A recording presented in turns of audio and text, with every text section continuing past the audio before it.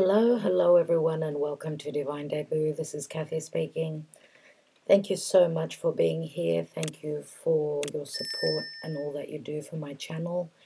This is a astro update on the solar eclipse, which is going to be a total eclipse in the sign of Sagittarius at the 23rd degree, as you can see here. And this will be happening on the 14th of December. I have the Greek time here, as you can see on your screen. So 6:16 in the afternoon, universal time. So UTC will be 13 and 33 minutes. So that's 1 p.m. and 33 minutes. So depending on where you are in the world, you can just Google it and see what time it will be happening for you in your own country. Now everyone, we are in between eclipses, as we've had another eclipse on the 30th of November, and that happened in the sign of Gemini.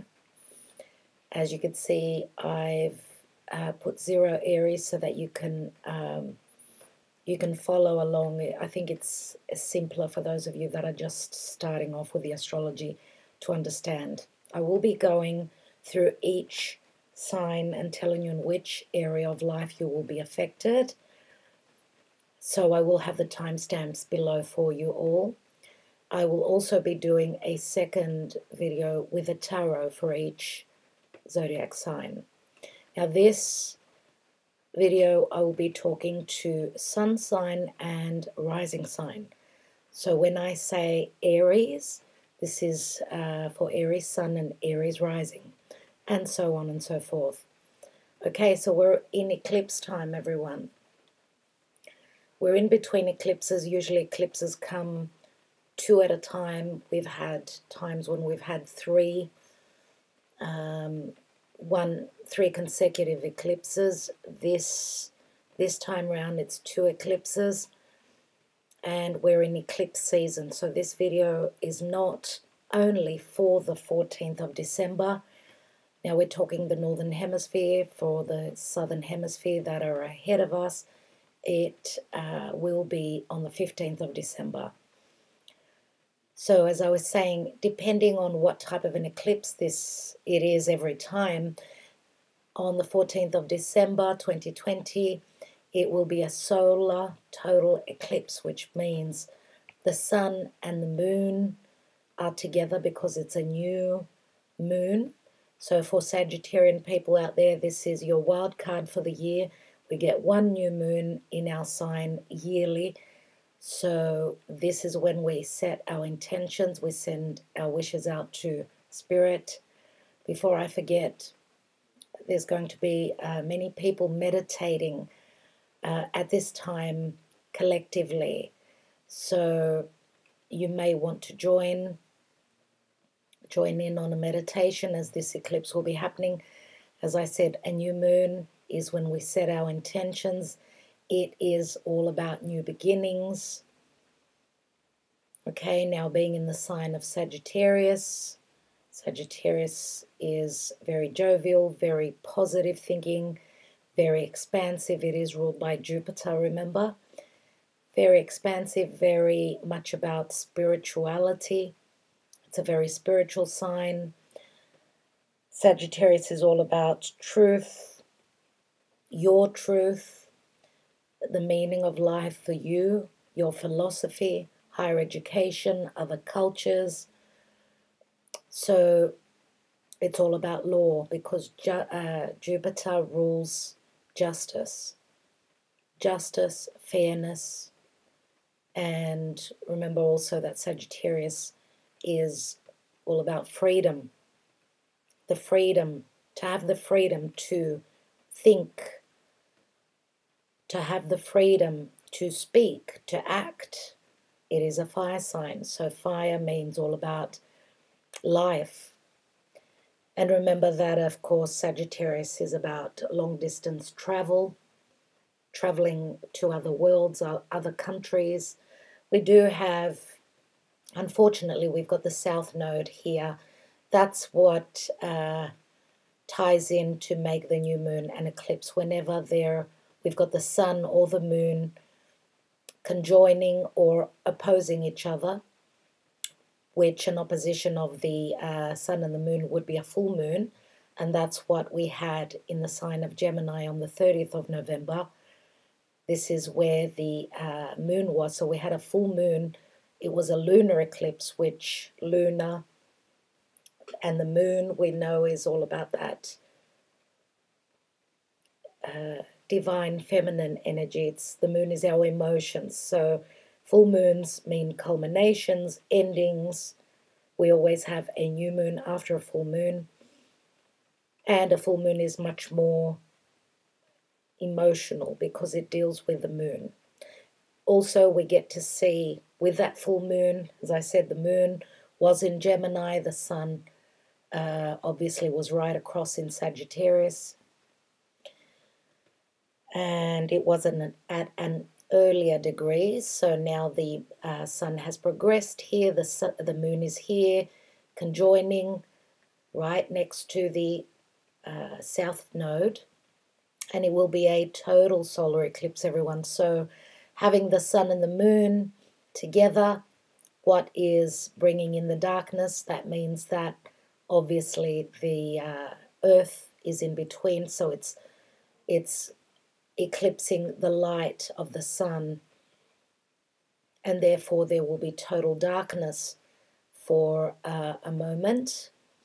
And also Mercury is here, Mercury which rules Gemini and Virgo.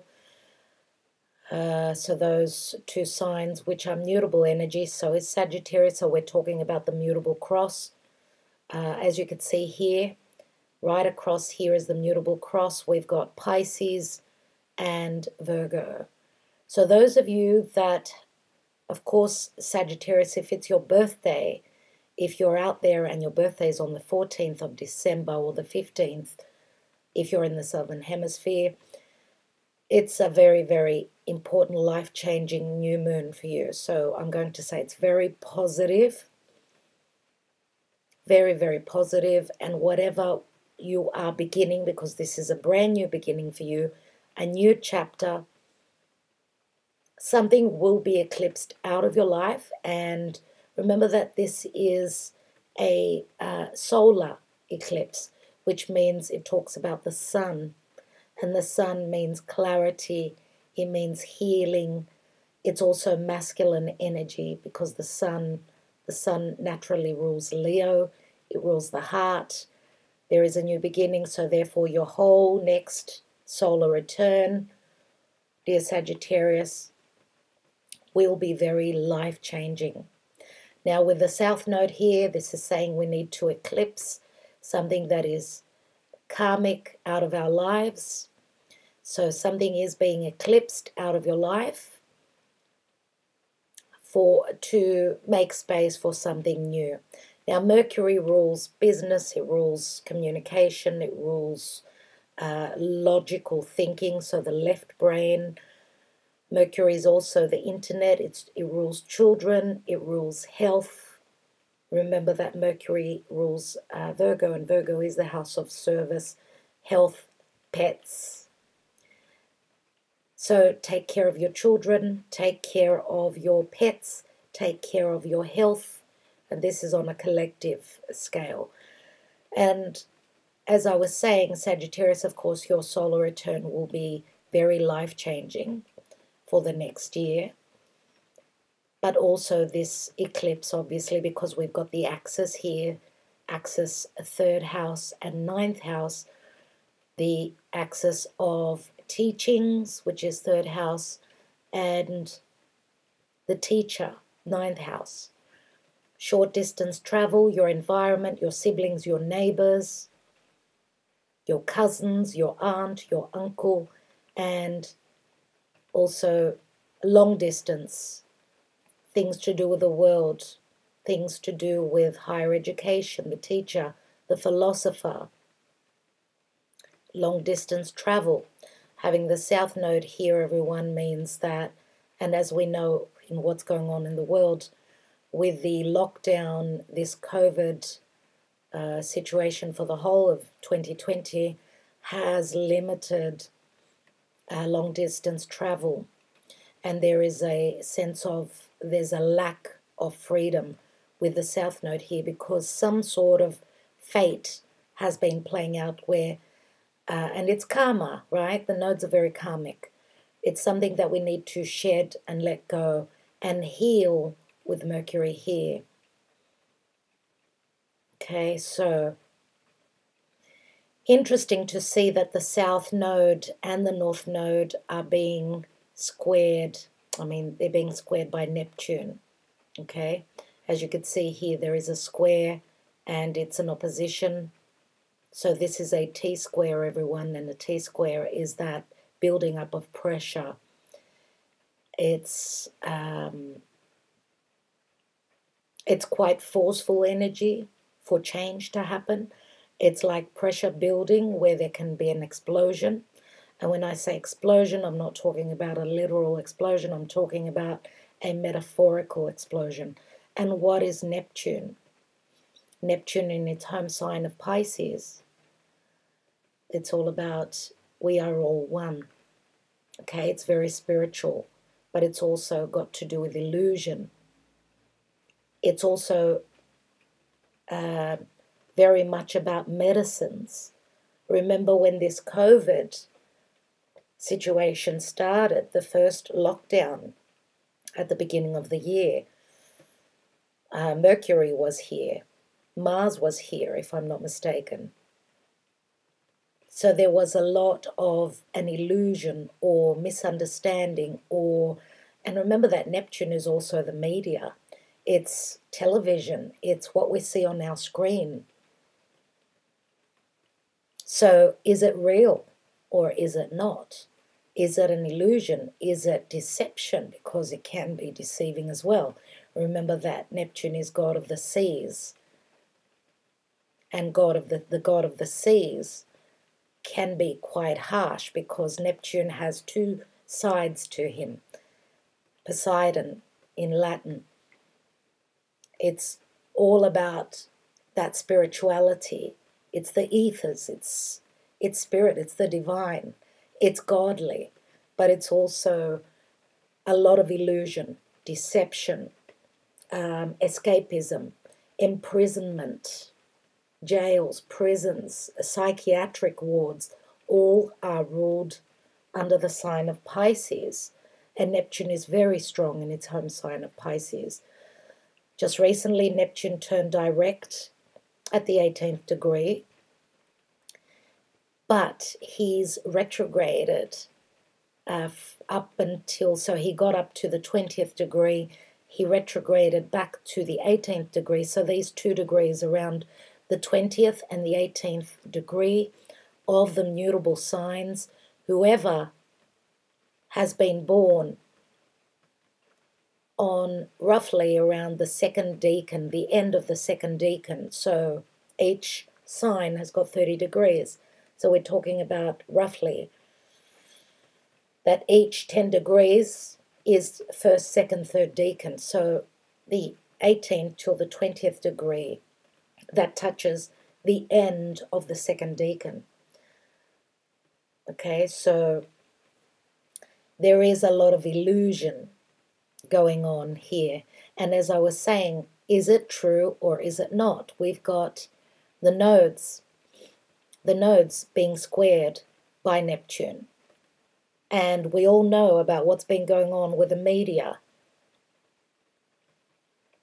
A lot of news is going around about how truthful and how overblown, because remember that with Neptune, you can get lost.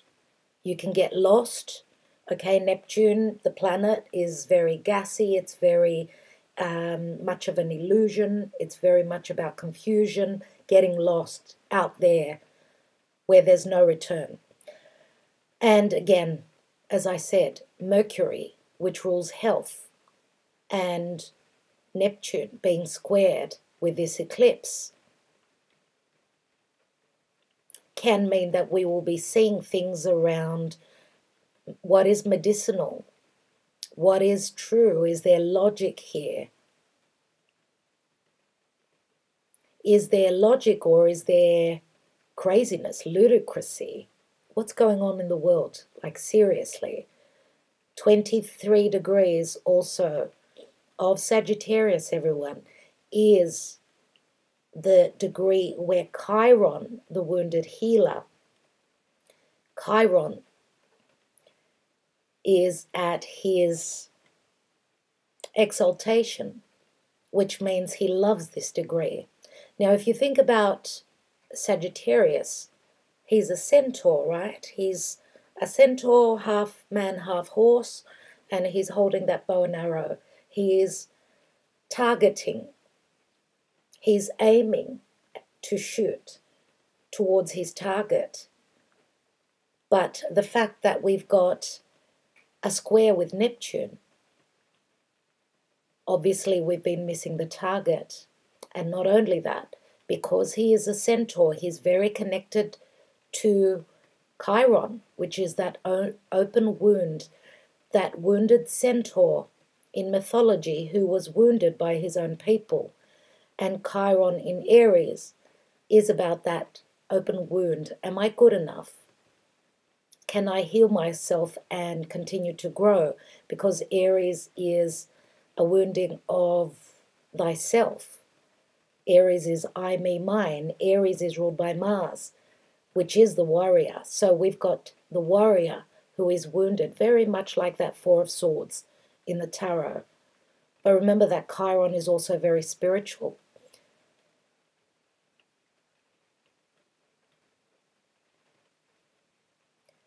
And Chiron needed to heal his own wounds, and therefore through medicinal education, so learning to heal himself, he became a healer, a practical healer, but also a spiritual healer for others.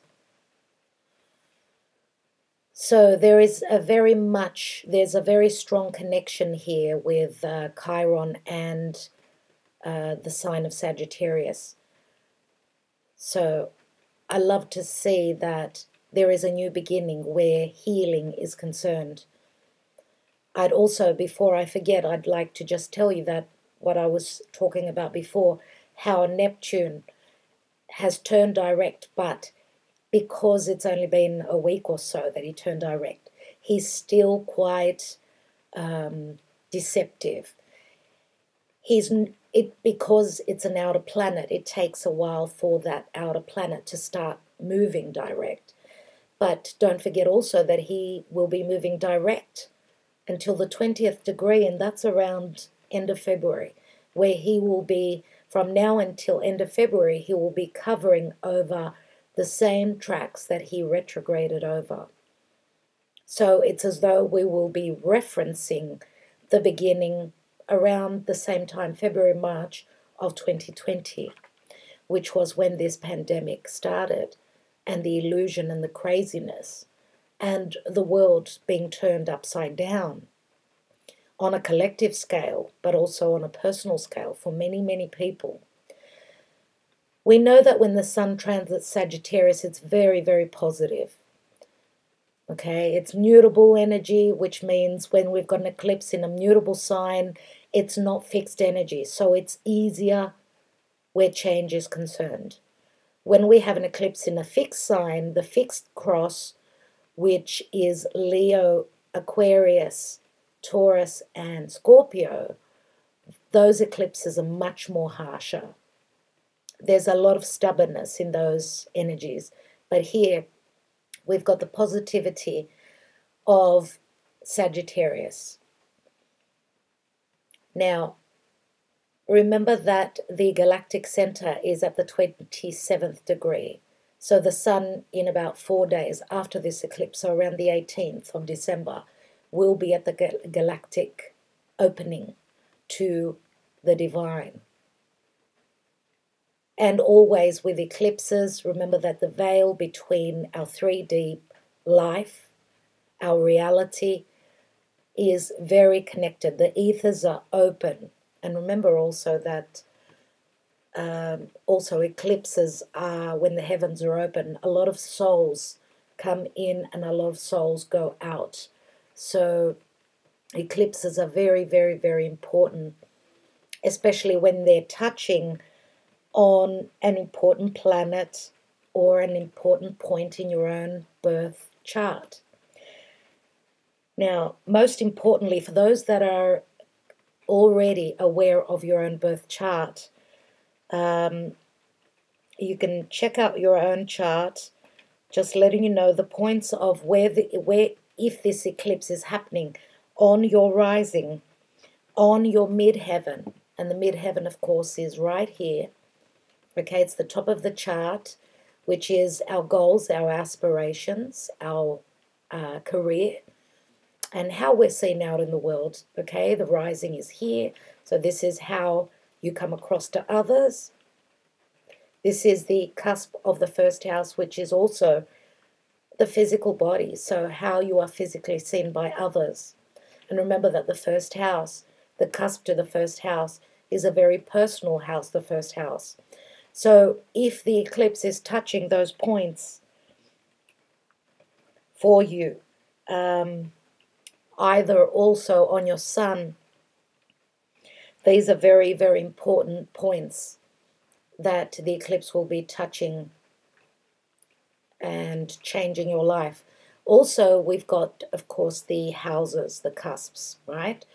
So those of you that know your rising, check out and see, because the 23rd degree of all mutable signs, so Sagittarius, Gemini, Pisces, and Virgo, that is the mutable cross which will be affected mostly with this eclipse. So if you tend to have, let's say, this is the 6th house cusp, let's say that you have 23 of Virgo here, well then this eclipse would be touching on your 6th house.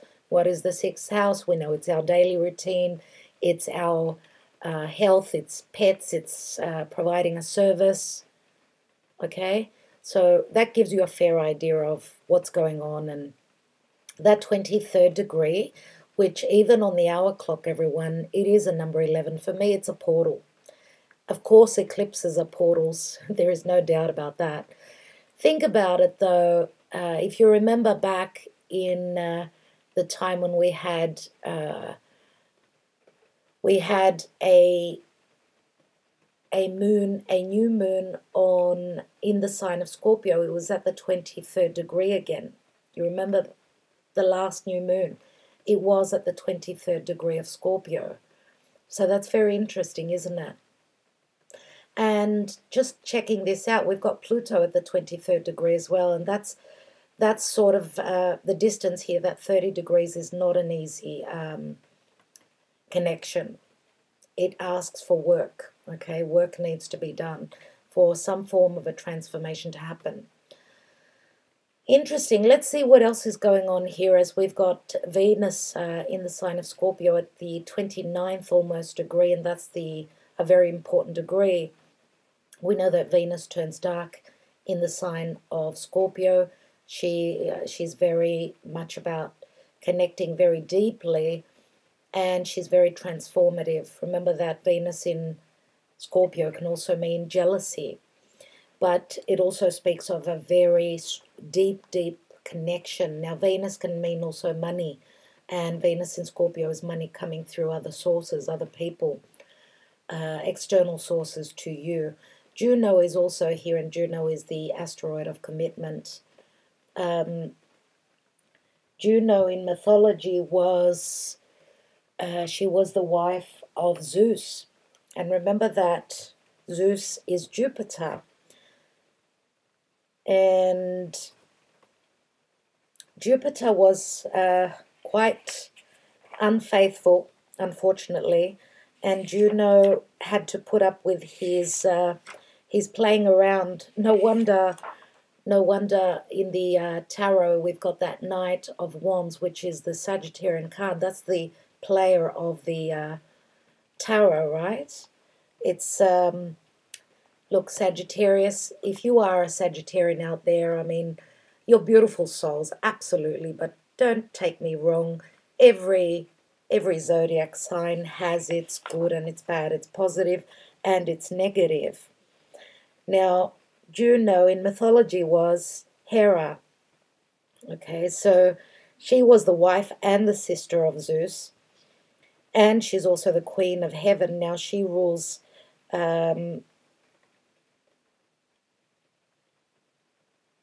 well, I should say she's the goddess of marriage. She's the goddess of the life of women, and she's also a protectress of women in childbirth as well.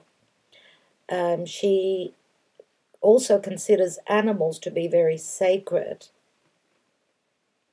Okay, so if you remember in the tarot, with that Queen of Pentacles, remember that there is many times there we've got a depiction of the peacock. So she is usually shown with cows, lions, peacocks. Remember what the peacock stands for. There is beauty in that, but there's also, and there's prosperity and all that, but there's also, the male peacock is very protective. He will fight till his death to salvage a connection, okay? So there's that masculine, divine masculine energy. Now, Juno can also be very jealous, can speak of jealousy, because remember that she was very jealous, obviously, hearing that her husband was stepping out of the marriage. She turned quite vengeful of Zeus's numerous lovers and also his illegitimate offspring. So Juno, I suppose, in Scorpio could be that side of her, okay, but she's also very transformative here, and obviously Scorpio means death and transformation. So if there is no deep, intimate, emotional and physical connection, this could be a death of a commitment, a long-term connection, and so on and so forth. So, okay, Mars now is also connected in a trine, beautiful. Mars in Aries. Mars is still covering the ground he retrograded on. I think at 25 he turned retrograde. So we're still dealing with matters of the past, what was going on for you as Mars was retrograding after the month of, in the second half of 2020. We're still dealing with things like that. Okay, as he's still covering his tracks here. Interesting that Black Moon Lilith is also at the 23rd degree. And she's in an in conjunction. Remember that Black Moon Lilith, she could be quite stressful. She could be like someone losing it, divine masculine energy, which is turning psycho, like, being under so much stress that someone is acting totally out of character. And because it talks about anxiety, stress, illusion, losing it in the sign of Taurus, it does speak of, if she has not been, remember that she was Adam's first wife, they say, and if there has been no value, if she has not been valued, she's losing it. And remember, this is the physical body, so this can mean stress and strain on the physical body from anxiety. So something needs to be tweaked here. She's exactly in conjunct. So there is, this is like a disconnect, let's say, or something, that work needs to be done here. Okay, now Hygeia is at the 15th, the asteroid of health. Hygeia is at the 15th degree, and, well, she's in a wide connection to what's going on here. She's a bit far, but she's still there. Also, we've got Vesta here. Vesta, the hearth of the home. She's also right across Pisces, so an opposition. So are we going to love, nurture, provide that hearth for a home, for a family, for a love relationship, for even a job? Are we going to do that? Are we going to provide a service? Are we feeling loved? Are we feeling loved, nurtured at work? Or is there some form of an illusion? What's going on? Because this T-square here, this pressure, the foot to stand on is Vesta. And Vesta in Virgo. Remember that Virgo it's very pure energy, which is, I mean, the opposite to that is Neptune is right across. So for those of you that have your birthday here around the 16th till about the 22nd degree, I would say, Neptune, very difficult. Very difficult. I mean, it's very constraining, very illusionary, very confusing. Remember, if your birthday is here, I mean, if your sun is at these degrees here in Virgo, you have Neptune in your house of partnership. So, what's really been going on? Okay, we have also Pluto trining Black Moon Lilith. Look at this. Now, trine is very helpful, obviously, but these are dark energies that we're dealing with. And this could also, I would say, Pluto could be transforming this energy, this dark energy of Black Moon Lilith. And remember that Venus in Scorpio is very similar to Black Moon Lilith. Very, very similar. I would say they're like sisters. Now, the positive, everyone, is that Jupiter is at the 29th degree and Saturn is at the almost at the 30th degree, which means these two are ready to change signs. This is a big deal. This is a really big deal. But I will be coming back to do another video. This is very important about what's going to happen and in which area of life it will affect you, as Jupiter and Saturn will be ingressing into Aquarius. So the energies fully turn 360 degrees. So the heaviness of these two, because we know Saturn is in its rulership and Jupiter is not happy here. So his optimism is somewhat clouded, lessened. Okay, so we're going to get a breath of fresh air, and this will be happening on the solstice. Northern hemisphere will be the winter solstice. In the southern hemisphere it will be the summer solstice. So 21st of December, what a day that's going to be. So looking forward to that. Now, the power of these eclipses will be long-lasting, maybe even 10 months. Okay, solar eclipses last way longer than lunar eclipses, and also whenever, because this is a point that will be left, let's say, in the energy field. So whatever passes or touches this degree will be triggering this eclipse and will be referencing back to this eclipse. So we're looking at next year, probably around March, maybe even August. The energies will still be playing out until then. So you can always reference this this video. Okay, come back, have another listen and see what it's all about and how it will be affecting you. Also, the eclipse in that full moon lunar eclipse which happened on the 30th of November, also is another reference point to go back to, which will be triggered again next year. But especially this new moon eclipse, very, very strong energies, long-lasting. So that's something that we need to remember. All right, I think I will leave it there, and I will now start speaking to each of the signs individually. I want to thank you all for liking, sharing, and subscribing.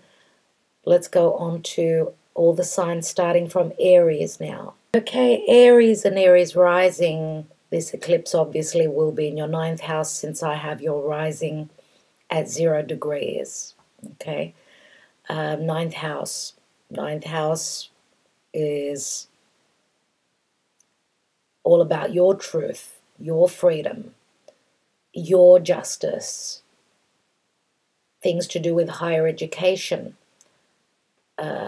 Worldly matters is Sagittarius in the 9th house.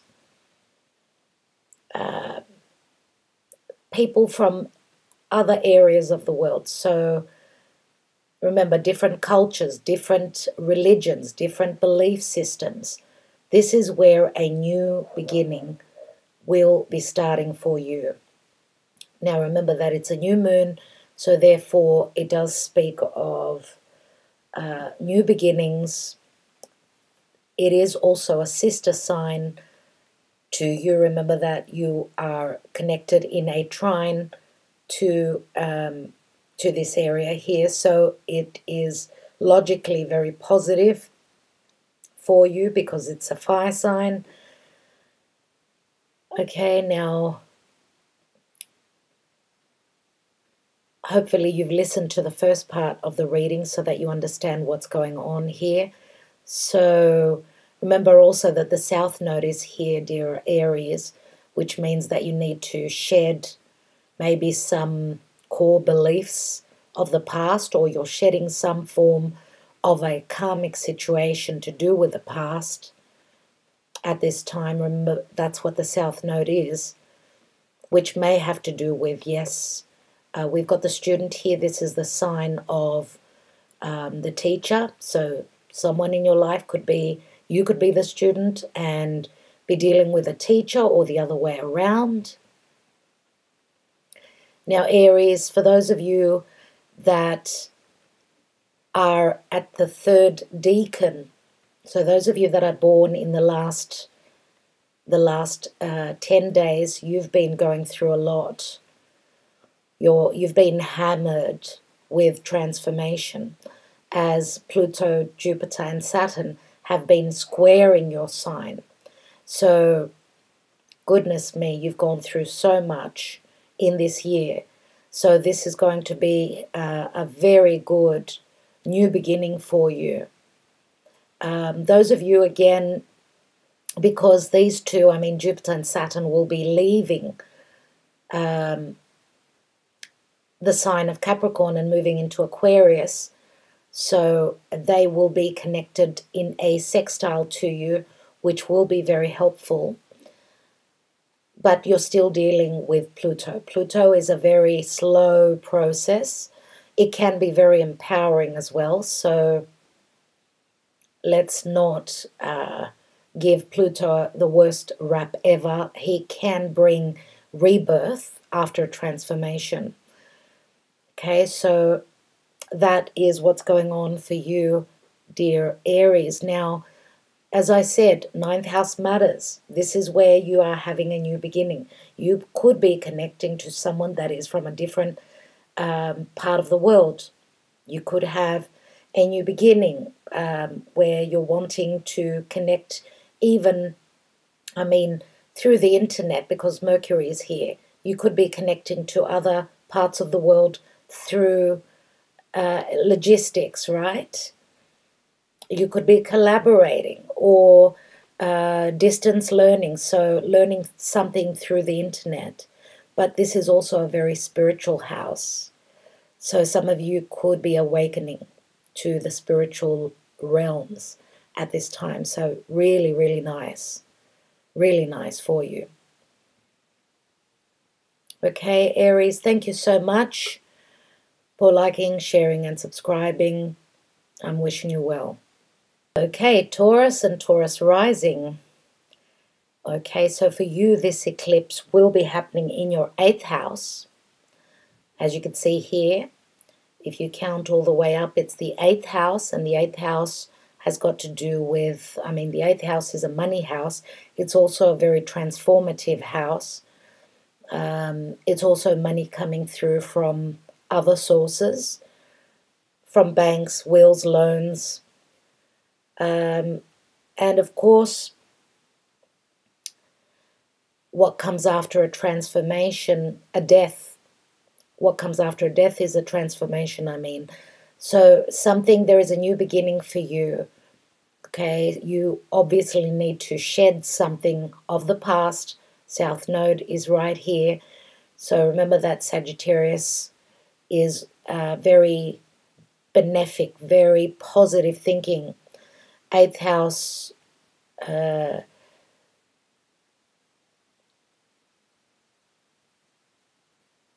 obviously for you, because also in your 1st house, dear Taurus, you've got Uranus here.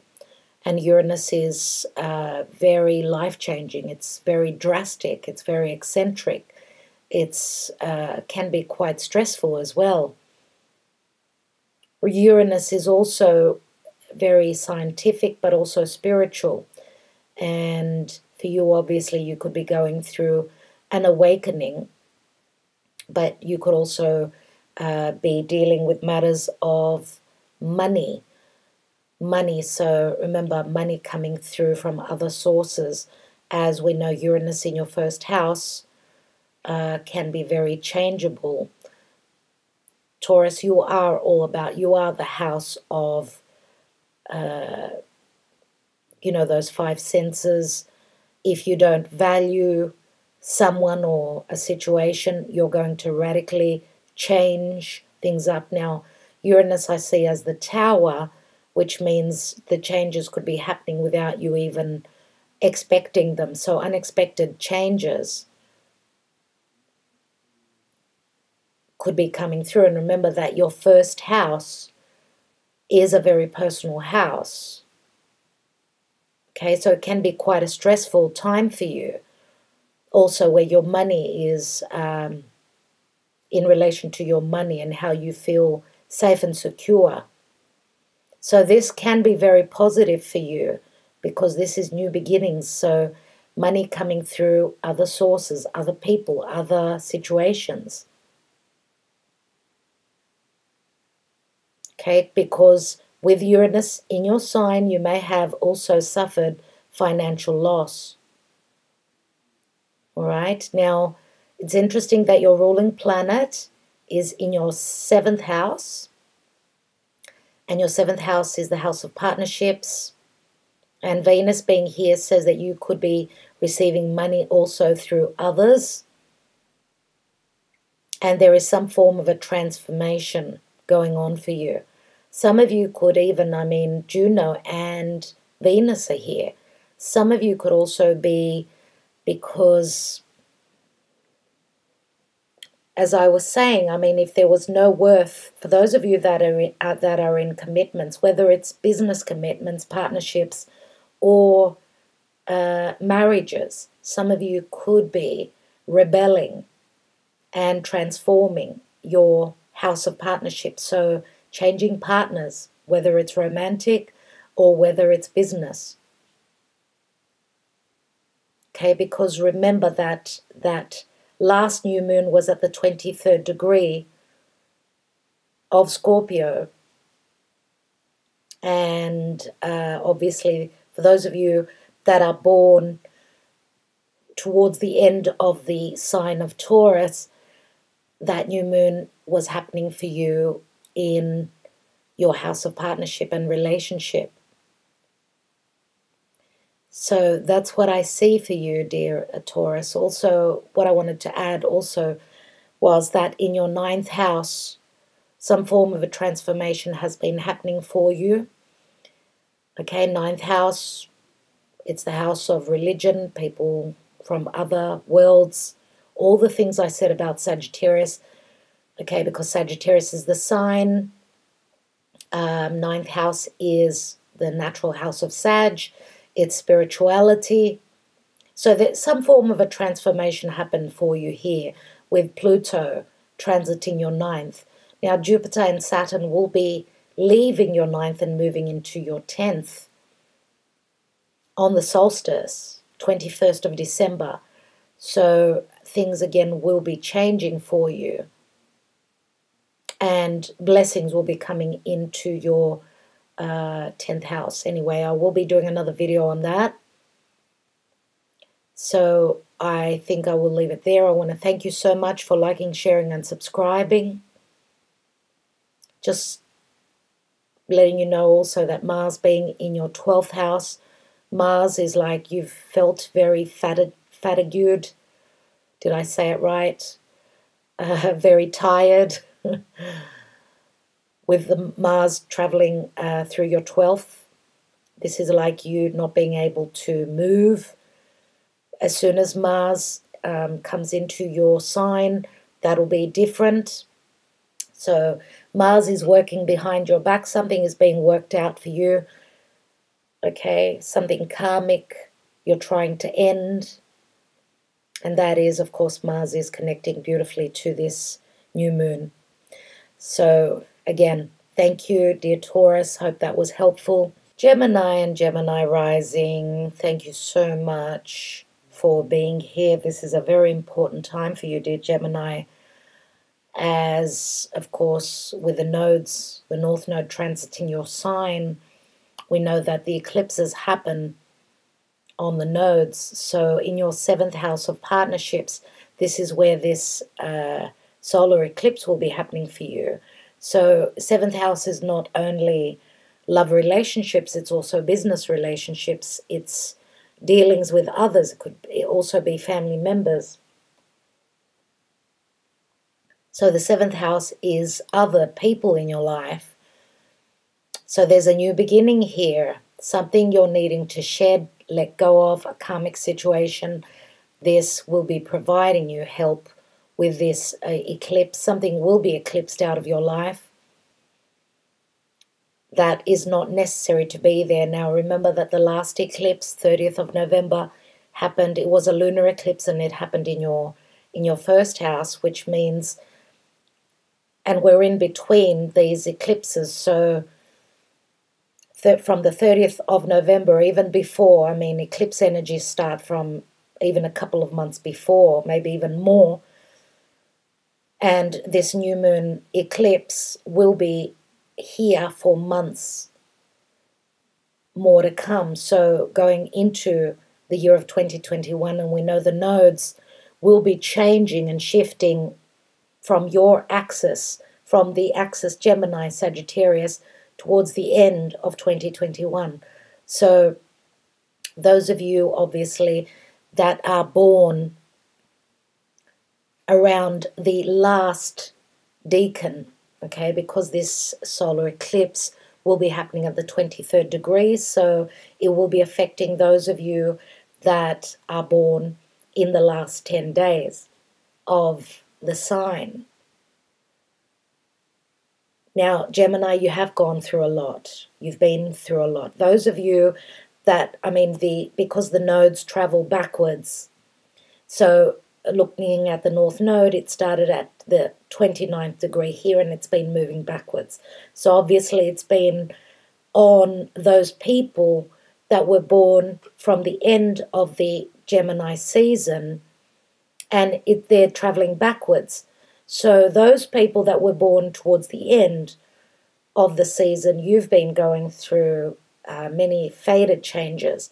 And those of you that are listening that are towards the middle and the beginning of Gemini, this will be happening for you next year. And where the nodes will be on your personal planets, on your sun, right, on your rising, if you are a Gemini rising. Now, Gemini, you have been through a lot. You have been through a lot. Your love life has been affected. You've been going through much transformation. I mean, think of it this way. If this is your 7th house, then obviously Pluto, Jupiter, and Saturn have been moving through your 8th, which is the house of death and transformation. Okay, now remember that the 8th house naturally is a money house. So you've had a death and a rebirth where money coming through other sources is concerned. Now, what is very positive, because things are changing fundamentally, dear Gemini. You've been through such hardship. Now, Jupiter and Saturn around the solstice, the 21st of December, will be moving into your 9th house. So you will be dealing with 9th house matters. Pluto will still be in your 8th, and that's a very slow process. Yes, but remember that Pluto also breaks things down that are not working for you, and it brings you power.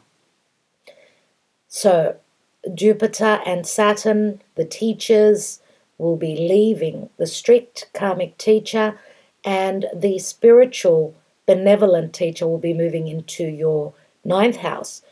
9th house is religion, spirituality, people from other worldly other worlds, I should say. It's got to do with law, justice, your truth. There's a lot that will be happening, but I will be doing another video on that, and I'll be going into more detail for you.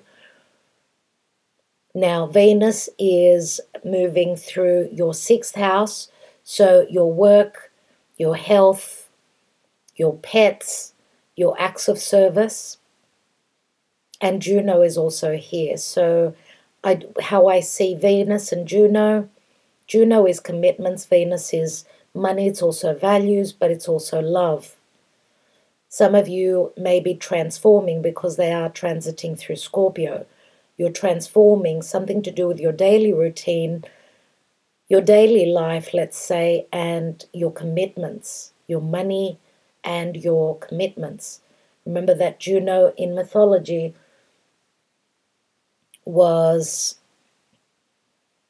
she was the wife of Zeus, and I've mentioned this at the beginning of the video. I don't want to be going over the same things, so I hope you've watched that first part of the video, the collective energy. So that's what I see is happening here for you. So you're obviously some form of a transformation is happening for you, and it's a very deep one as well. So brand new beginnings, this could be, leaving a connection maybe because of your daily routine, because of your health.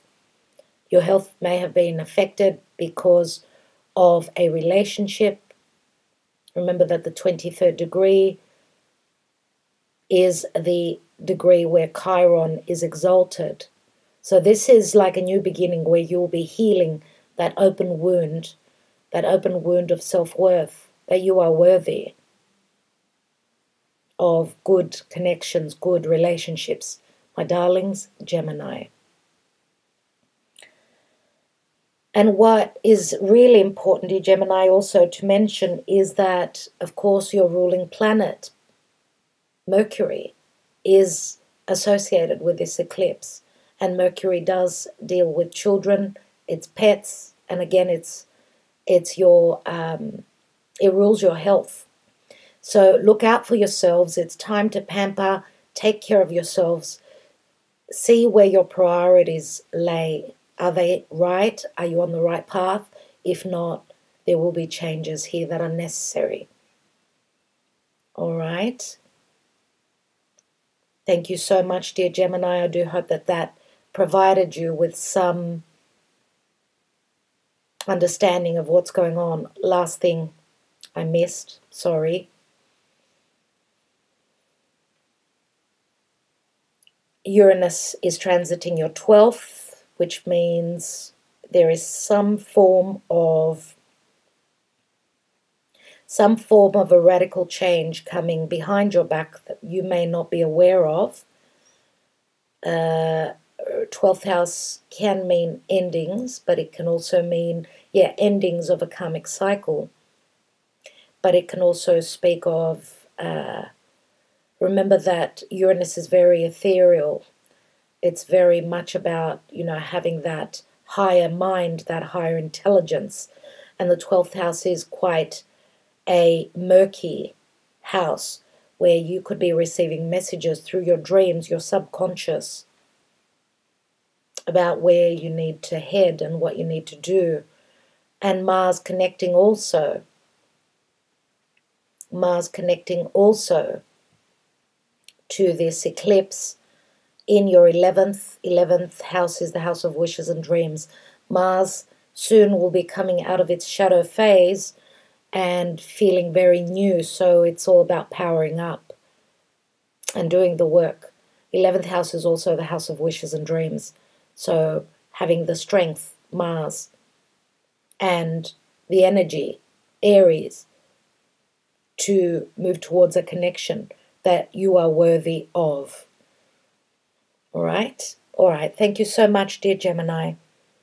Much love, much light. Cancer Sun and Cancer Rising, thank you so much for joining me here. Okay, what's going on for you, dear Cancer? So this is your 6th house, as you can see. So it's right across, well, not fully across, but anyway, this is happening in your daily routine, your house of health. And this is not only your physical health, this is also your emotional health. As we know, with the lockdown and the year 2020 has been, our lives have been turned upside down. You have been going through a lot. Remember that the nodes were transiting Cancer, Capricorn. So you've already gone through so much change, dear Cancer, through so much transformation as the nodes have been transiting your sign and your, obviously, the house opposite you, which is Capricorn. So you have been shedding a lot from your life. Now this is a new beginning. This is a new moon, and it's happening in your 6th house. Your daily routine, your what you do, your livelihood, your pets, your acts of service, your work. Okay? And dear Cancer, obviously something is beginning here. And remember also that it's happening right on the degree of Chiron. I hope that you've listened to the first part, the collective explanations of this eclipse, as you will understand what I mean. So having the eclipse right on that Chiron degree means that obviously something to do with your self-worth, an open wound of yours needs to be healed and will be healed through shedding, through logic, okay, through understanding, and through shedding past karma, a past karmic situation that you need to let go of. This could be a job, this could be a health regime, or something that you've been doing that was maybe unhealthy, or you may have been working with someone, let's say, because remember that also Mercury is also a student. It's the student. So this may have been a learning curve for you. So yes, 6th house. Also, dear Cancer. Okay, so in your 7th house of relationships, you have been going through a lot here, a lot of transformation where other people are concerned. Any relationships, romantic, family, business, a lot has transformed for you where other people are concerned. Now, on the solstice, we're having Jupiter and Saturn ingress into Aquarius, which they'll be moving into your 8th house. 8th house, again, is the house of transformation. It's also a money house. So money matters will be changing for you in a really good way. Okay, because Jupiter will be way stronger. But I will be doing another video on that. Now, Pluto will still be here at the 23rd degree. So those of you that are born in the 3rd decan of the sign are still dealing with Pluto. Now, Pluto is, yes, it's a death, but it's also a transformation. It's getting very powerful. It's getting, it's powering up, because Pluto can mean riches as well. Don't forget that, and he's very strong here in the sign of Capricorn. Nevertheless, there is a brand new beginning in your 6th house, dear Cancer. So remember, as I was saying, this is not only your physical health, but this is also your mental health. Now, let's just look at, I mean, if this is your 7th house, 8th house, 9th house, Neptune can be quite elusive. In your 9th house, to do with spirituality. This could be an eye-opener also, a very spiritual time, even though some of you could be going through the dark night of the soul, where your spirituality, your beliefs are concerned, because South Node in Sagittarius is shedding old dogmas, old belief systems. So that could be a way that you are changing your life. Now, Mars is nearly out of its shadow phase in your 10th. So this is your house of career. Okay, this is Mars is powering up.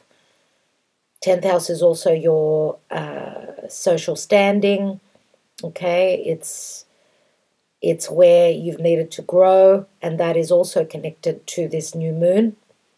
Some of you could be wanting to leave a job, a daily routine, what you do from 9 to 5, and create a business of your own. Could be that. And therefore in your 11th, we've got Uranus. Uranus is the ruling planet of the 11th. This is the house of groups and associations, and it's wishes and dreams.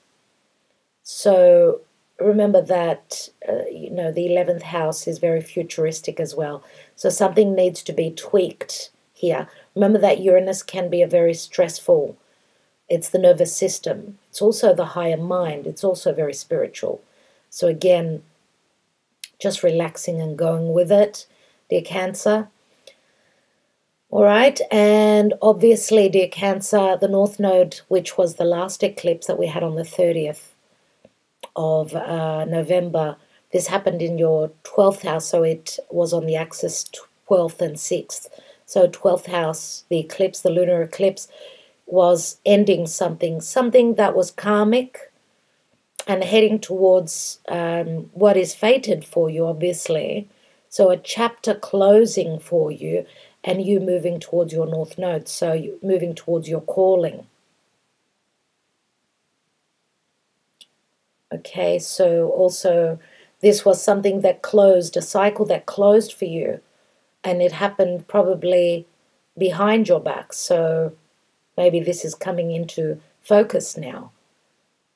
Maybe you're going to understand what that was with this eclipse, because there is a new beginning here.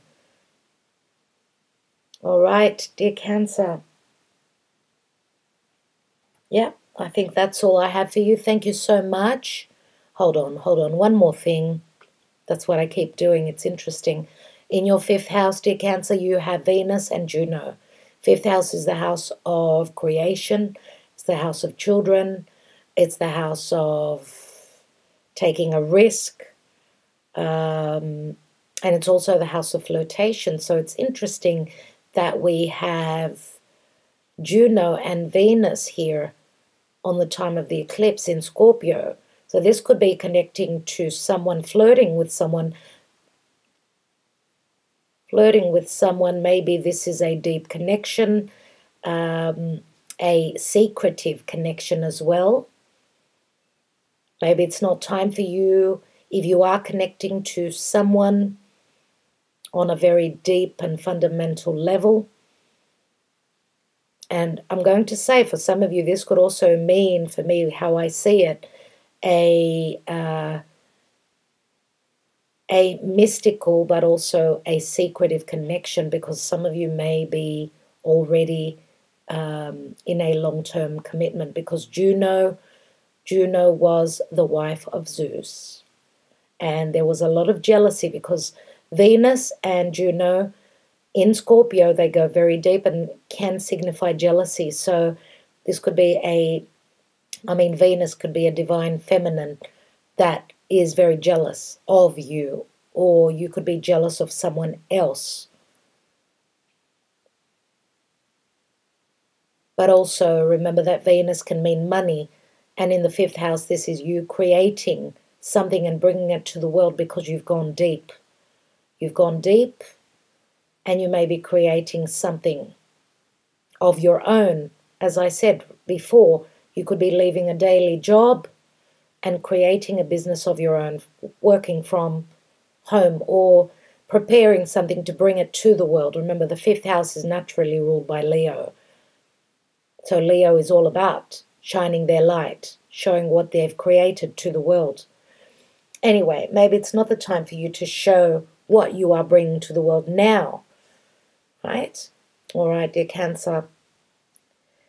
Love and light, thank you so much for liking, sharing, and subscribing. Much love, Leo Sun and Leo Rising. Thank you so much for joining me.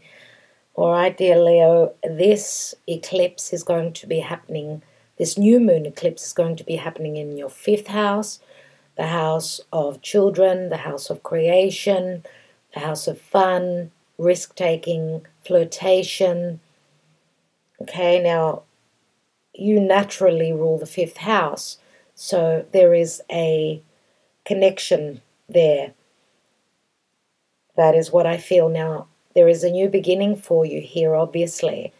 Remember that Sagittarius is a sister sign, so obviously in connection to you, there is a good connection. So you're connected by trines. Now, obviously, 5th house, there is a new beginning here, something to do with your logic, children. We've got Mercury here, which can be a child. So could this be a pregnancy? I suppose, yes, this could be a pregnancy. Maybe this is something because the 23rd degree is the degree where Chiron is very happy to be. And Chiron can be an open wound. So could this be something to do with being able to fall pregnant if there's been difficulty there? Maybe even issues of self-worth. Now this is, remember, South Node, you need to let go, to shed something of the past. They could be your beliefs, things to do with religion, your truth. You need to shed that because it's something that you're coming from. So you need to drop that because there's a new beginning here. Now,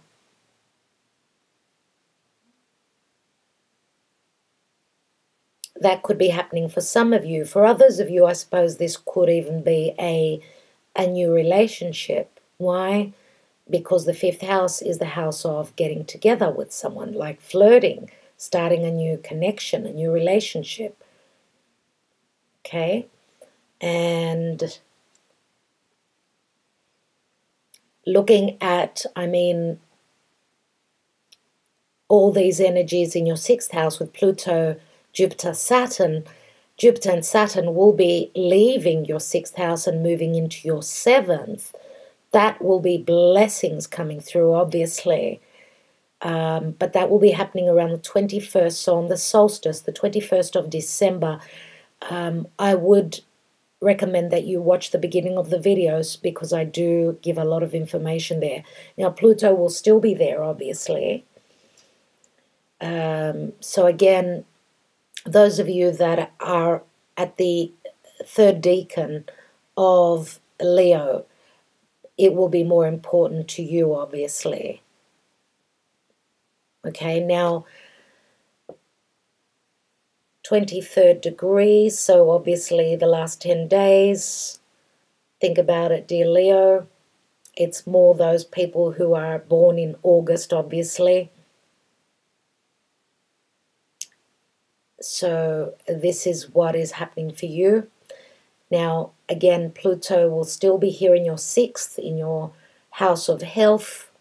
Okay, you are transforming. Maybe you're changing your health regime. Okay, maybe even transforming your daily life.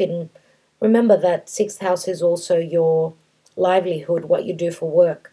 But I do feel that a lot of energies concerning love, relationships, because 5th house and 7th house, where these two will be moving, That's like really getting it on, dear Leo, and I'm really, really good.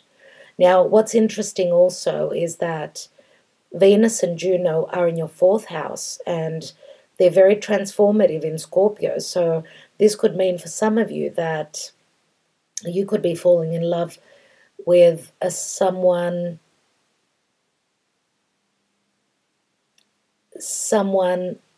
that you're, I don't know, starting to date, maybe even, remember that Leo is all about fun, so maybe you're feeling very risky at this time, because if you are in a commitment, fourth house means usually family, marriage. If you are in a commitment with Juno and Venus here, this could also speak of not having connected well on a deep transformational level with a commitment of yours, or this can also speak of someone having stepped out of a marriage, a commitment. Remember, Scorpio is very sexual, but it's also very deep, and it can also mean the occult. Remember, it's very mystical, it's very secretive. So some of you may be out there flirting and changing. I mean, your fourth house, remember, Venus is transiting here, and so is Juno. Things are changing in your fourth house. Now, this has got to do with anything to do with the home, an actual home, because Venus in Scorpio, this could be like good money coming through from other sources, or transforming your home through creating something of your own, which you're going to bring to the world. And of course, you're transforming your life, and you could also be with these two moving into this. Into your seventh. You could be partnering up with someone and creating something that will bring you more finances, right? This could even be a change of home. Now, so eighth house, in the eighth house, you've got Neptune in Pisces. That could be very, very much of an illusion. So not believing. Neptune can also be a divine love, a spiritual love, which is going to be the start of your transformation. Remember that the eighth house is the natural house of death and transformation, a resurrection. So if you've met a soulmate, a twin flame, let's say, Neptune is here in your eighth, and it's very strong. And there can be deception as well. Now, in your ninth house, Mars is here. Ninth house is your truth. Ninth house is also with Mars here. Ninth house is a very spiritual house. This is doing the work. This is working through your ideas, your truth, and trying to heal any wounds of self-worth, whether you are worthy of a spiritual connection, or even connecting to someone that could be from a different culture, different area of the world, different religion. 10th house is your house of career, and Uranus is transiting, which means there are sudden, unexpected changes, fluctuations. Your career could be doing a left-hand turn. Remember also that the 10th house is your status and how you're being seen out in the world. So some of you could be radically, this is the Tower, changing how you stand in the world. So are you married? Are you single? What are you? Yes, dear Leo, so that's what's going on for you. I think I will leave it there. I do want to wish you well. And again, thank you so much. Thank you so much for all that you do. Virgo Sun and Virgo Rising. Hello, my darlings. How are you all? Thank you so much for joining me. I do hope you've heard the first part of the reading, as I do go into a lot of information. More than likely you are Virgo. You have seen it, I wanted to say. Anyway, dear Virgo, this is a solar eclipse. It's happening in your 4th house. So a solar eclipse obviously means a new beginning, where your home, it could be an actual home, could be a marriage, could have to do with your parents, your distant past as well, because the 4th house does deal with your heritage. It's where you feel safe and secure, whether you feel nurtured or not. So Mercury is, because Mercury is your ruler, okay, in your 4th house, this is saying that obviously if there isn't good communication, if there isn't any logic, because Mercury can also speak of your health, it can speak of your daily routine, your daily life, but also children. And we do have the South Node in your 4th house, which means you need to shed old, past memories of a past lifetime, or remember that the South Node is where you're coming from. So this is very familiar to you. Old dogmas, old ideas, old truths of yours you need to shed, because it's very fated, it's very karmic. Now, Virgo, you're on the mutable cross. You're a mutable sign, so obviously it's the immutable signs that are affected mostly with this solar eclipse. And of course, because this eclipse is happening on the degree of Chiron, it means it's a new beginning where self-worth issues, an open wound, even spirituality is concerned. So this is what you should be shedding and obviously transforming. So a new beginning, this is a wild card. Sagittarius is very positive, it's very jovial, it's ruled by Jupiter, so that is beautiful. And looking at Jupiter, which is transiting your 5th, it has been for the year 2020, your 5th house has gone through much transformation. What is the 5th? It's something that you've created, maybe, and wanting to bring to the world, something that you've taken a risk on. It's the house of children, it's the house of flirtation, romance. You've gone through a lot of transformation in that area. Now, on the solstice, on the 21st of December, Jupiter and Saturn will be leaving your 5th and moving into your 6th. So they will be obviously leaving the 5th. They will be leaving the gifts there, the rewards as well. So 5th house, yes, you still will have Pluto transiting your 5th, which is talking about some form of a death and a resurrection, but also getting powerful in that area, transforming your life in that area. Now, with these two moving into your 6th, which is the house of work. Now, Virgo, you are very hardworking. That will mean so much for you, so much work. And I will be doing an extra video on that, especially with these two moving into your 6th. I will be going into the details on that video. Press on that notification bell if you have not, so that you get the information when it comes through.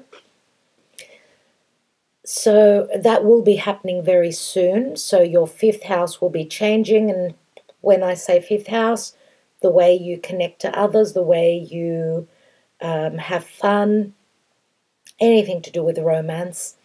Now, it's interesting that Venus and Juno in Scorpio, they're transiting your 3rd house. 3rd house is the house of communication. It's the house of collaboration. It's the house of also technology, right? 3rd house is naturally ruled by Mercury. It's also short distance travel, the 3rd house. It's siblings, neighbors, things to do with your close environment. Nevertheless, 3rd house, okay, doing business, communicating well. Now, Venus, which means money and money values and love, in Scorpio, she does turn a little bit dark. So maybe even very transformative. Juno, on the other hand, is all about commitments. What have you committed to?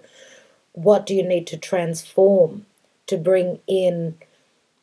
I mean, remember that Scorpio is about getting deep, getting intimate, physically, emotionally, talking, having those dark, difficult conversations.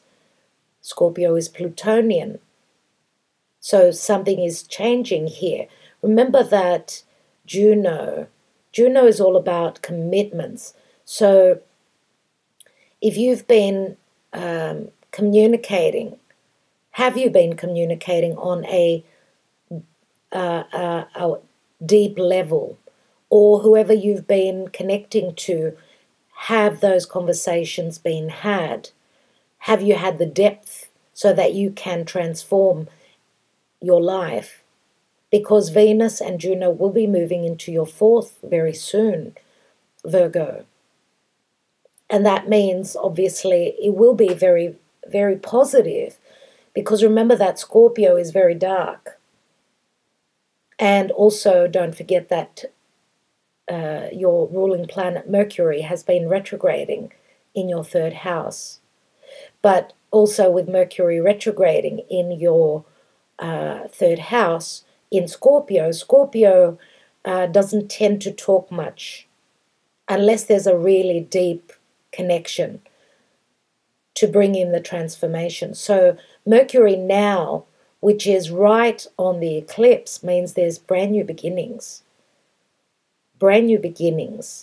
that will bring healing in your fourth house. So obviously you've gone through the transformation where third house matters are concerned. So really looking forward to having Venus and Juno move into your fourth. That means love and money are coming into your fourth. And Venus in your fourth, that could even mean money towards a new home. Now, dear Virgo, so obviously Neptune has been transiting your seventh house of partnerships, others, partnerships where love is concerned, where family, and where relationships, I mean partnerships of all sorts. Neptune at the 18th, 20th degree is affecting those born around the 13th or 14th of September. So those of you have had maybe a lot of deception where your relationships are concerned.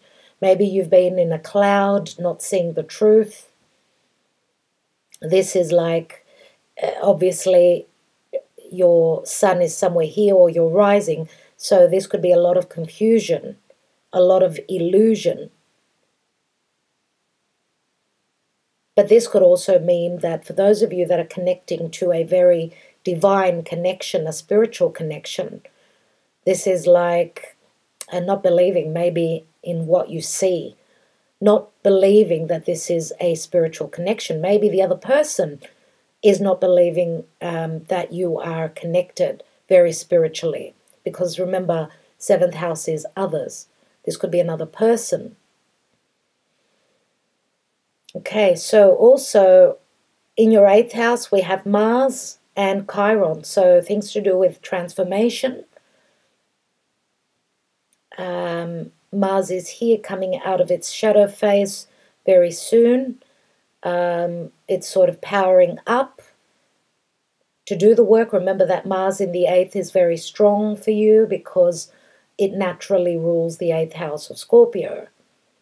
Chiron in the eighth means something needs to drop away, just like that serpent, that snake that sheds its skin. If you have felt as though you were not worthy of a deep, intimate connection, then this could be you spiritually and physically growing to know that you are worthy. And this is also, I mean, those of you that have not been able to shed a difficult, maybe even commitment, this is a time of spiritual growth for you. Remember, Chiron is here, and this new moon in your fourth is happening on the degree that Chiron loves to be at. So really interesting. Now Uranus is transiting your ninth. So ninth house is your house of spirituality, things to do with distance, people from different areas of the world. It's your house of truth. It's your house of wanting to go on that journey.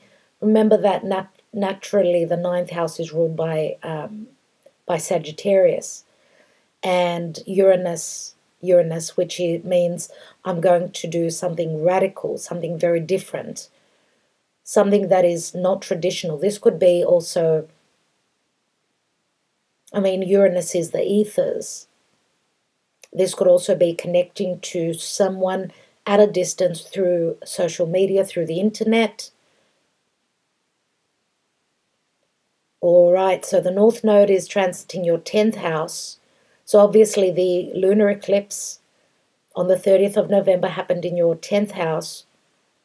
10th house is your goals, your aspirations, your status. Remember, we should be growing into our North Node.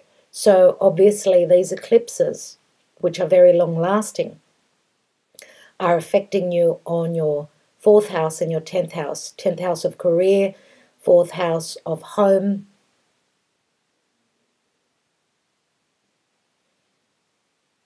Remember that the 10th house is very much like the Emperor.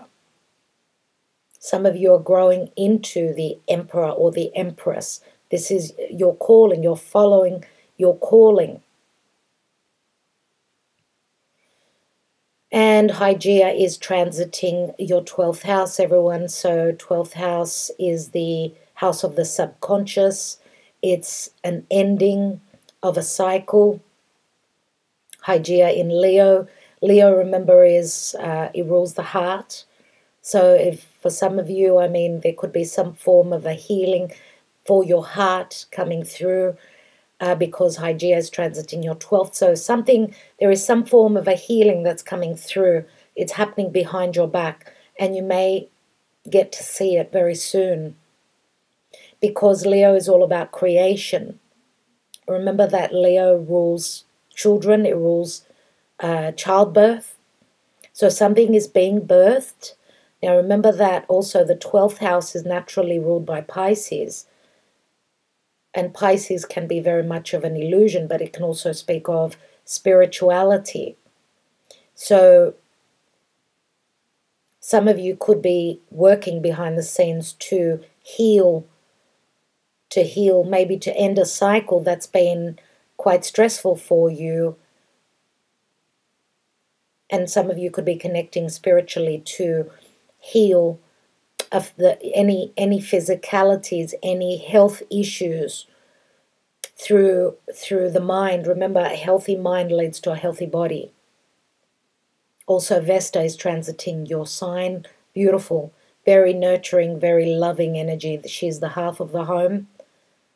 Okay, so she's godly, absolutely beautiful. Dear Virgo, I think that's all I wanted to mention for you.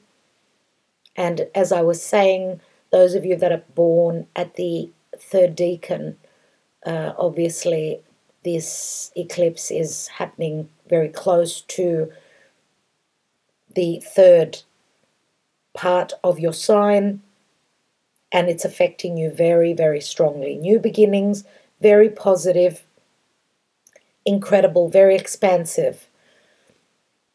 All right, dear Virgo, I do wish you well. I want to thank you so much. Thank you so much. Sending you love and light. Libra and Libra rising, thank you so much for being here. Thank you for joining me and for your support, obviously. Dear Libra, this is happening for you. This solar eclipse is happening in your third house. Third house is the house of communication. Now, Mercury naturally rules the third house. But anyway, you're dealing with something karmic that you need to shed. This is a new beginning. Remember that it's happening on the degree of Chiron. So Chiron is that open wound, that wound which deals with self-worth. the wounding of thyself. And obviously this is a very benefic solar eclipse, which it's a new beginning for you. Now, third house does rule siblings, neighbors, your neighborhood, your cousins, your aunts and uncles. It also rules doing business with people in your environment, anything to do with short distance travel, and any logistics. So there is a new beginning in this area for you.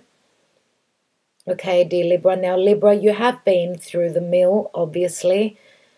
Why? Because obviously what's been going on here in your fourth house with Pluto, Jupiter, and Saturn in the year 2020, in your fourth house of home, family, your parents, your emotional security, things to do with your past as well, has been going through some form of a transformation. Now, those of you that are born obviously at the last 10 days of the sign of Libra, with these energies here, you've gone through so much. Your lives have transformed on many levels. Obviously, fourth house could be a marriage as well. I mean, you're transforming where you feel at home. So a fourth house is obviously who you deal with. It's your one-on-one family, right? So there's been a great transformation, and fourth house could actually be an actual home. So just letting you know that Jupiter and Saturn on the solstice on 21st of December will be moving into your fifth, and that's going to bring beautiful energies through for you. So whatever you're creating, something of your own, maybe a business from home, or anything to do with flirtation, romance, having fun, things are going to change for you, Libra. Thank goodness for that. You will reap the rewards for your hard work. There is no doubt about that, because as Jupiter and Saturn leave your fourth house, they will leave the rewards for you. Now, of course, Pluto is still there, but it's a very slow process, of course. Remember that Pluto can mean power, so your life is fundamentally transforming. It's a very slow process, but with Jupiter and Saturn there in your fourth, you've suffered, because Jupiter expands and Saturn is karma. So you've been dealing with a very karmic situation. Now you're dropping your past beliefs. You're using your logic, having new beginnings, maybe even connecting to small groups of people that are on the same page with you, okay? Now, interesting that Venus and Juno in Scorpio, they're transiting your second house of values. Your second house is also a money house, so you remember that Venus in your second house could be bringing money in from other sources. Now, where your values are concerned, if you haven't been on the same page with a commitment, then that could be a commitment that you are letting go of. Okay, and transforming your life. Okay, so Neptune is, I was saying, your fourth house, fifth, sixth house. Neptune is transiting your house of health, dear Libra. So those of you that are born towards the middle of the sign, Neptune can mean illusion, it can mean confusion, it can be sixth house. Yeah, sixth house is your daily routine. It's not only your house of health, it's your daily routine.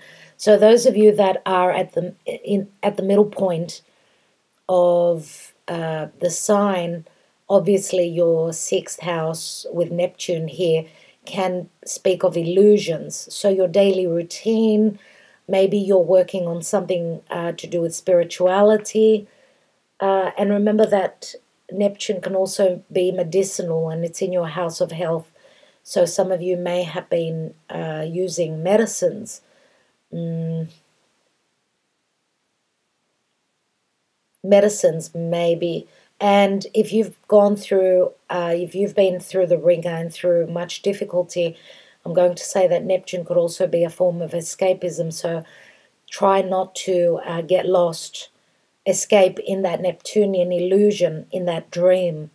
Try and keep your feet firm on the ground, okay? Because you could lose yourself. This could be too much medicine, too much drinking, too much eating, whatever it is.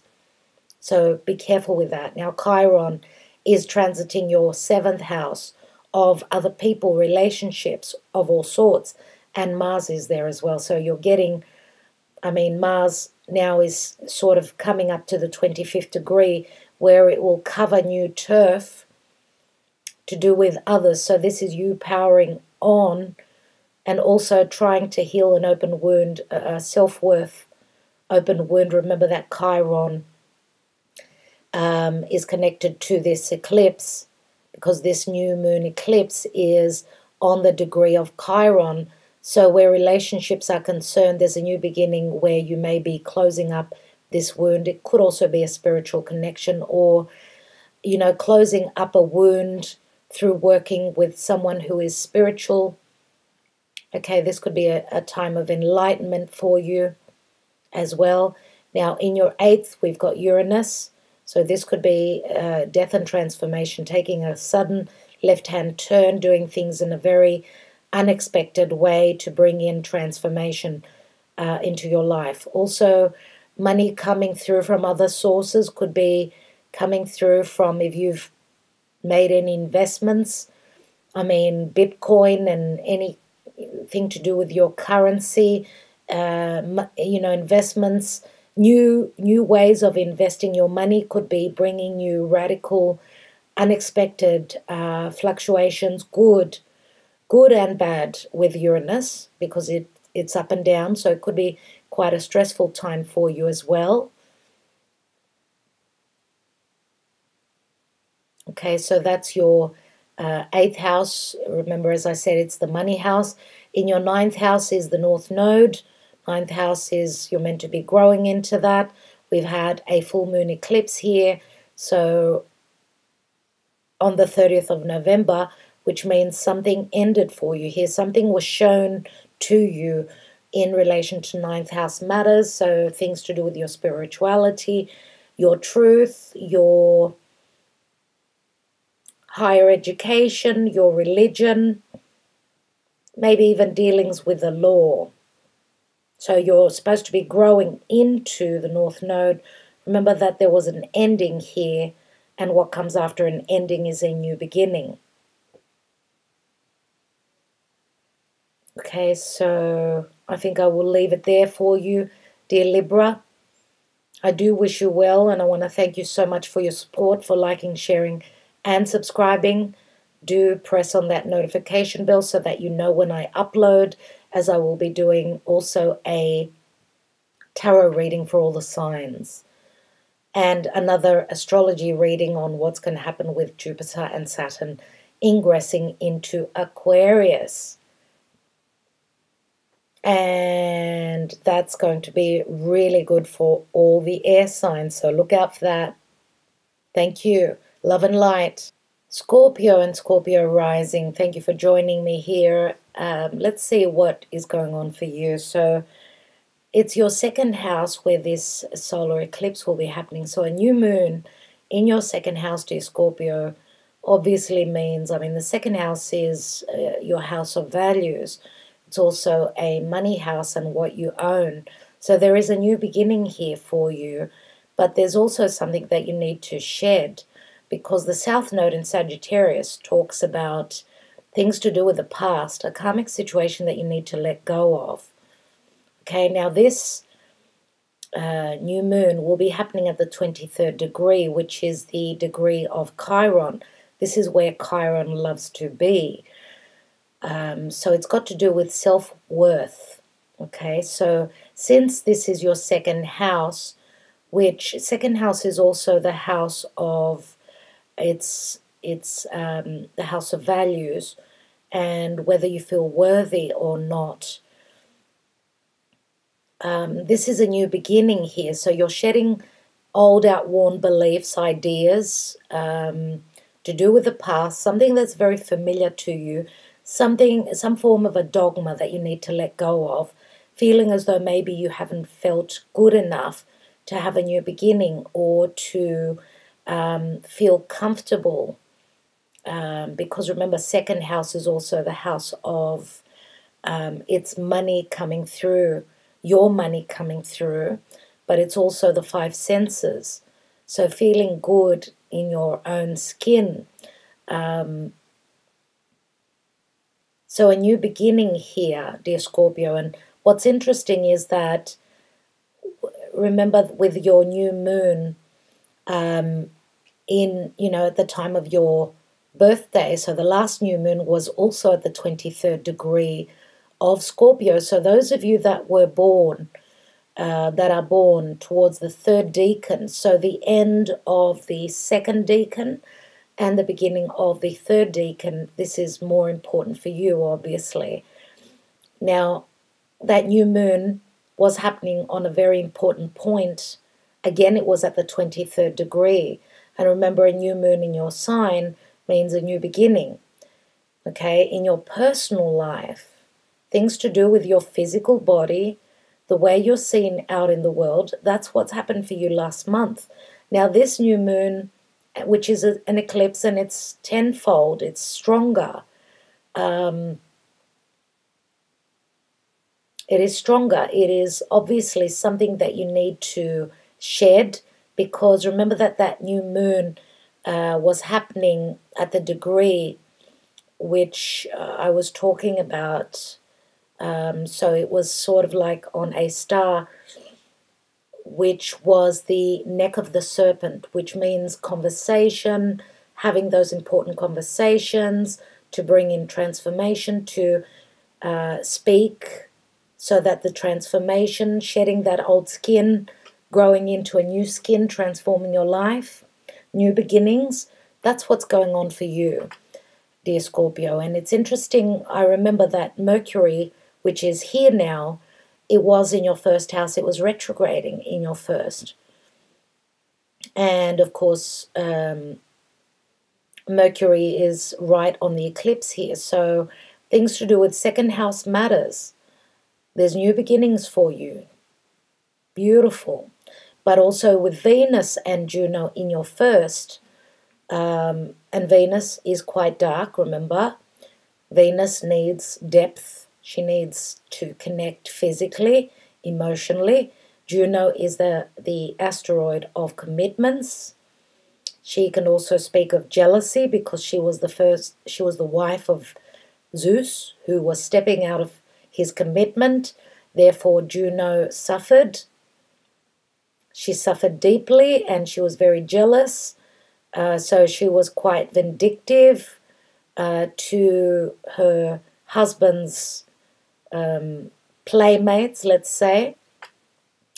Anyway, so, having Venus and Juno in your first can speak of course, the physical body, the first, remember, first house, also how you're seen out in the world. So you are quite secretive about your commitments and where your heart lies, I would say, dear Scorpio.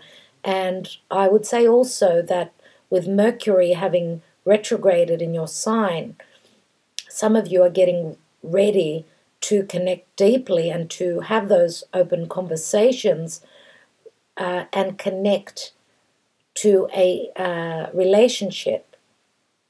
Maybe you haven't been talking, maybe there's been no communication with Mercury retrograding in your sign. Maybe you haven't been having those important conversations, which will tend to bring transformation.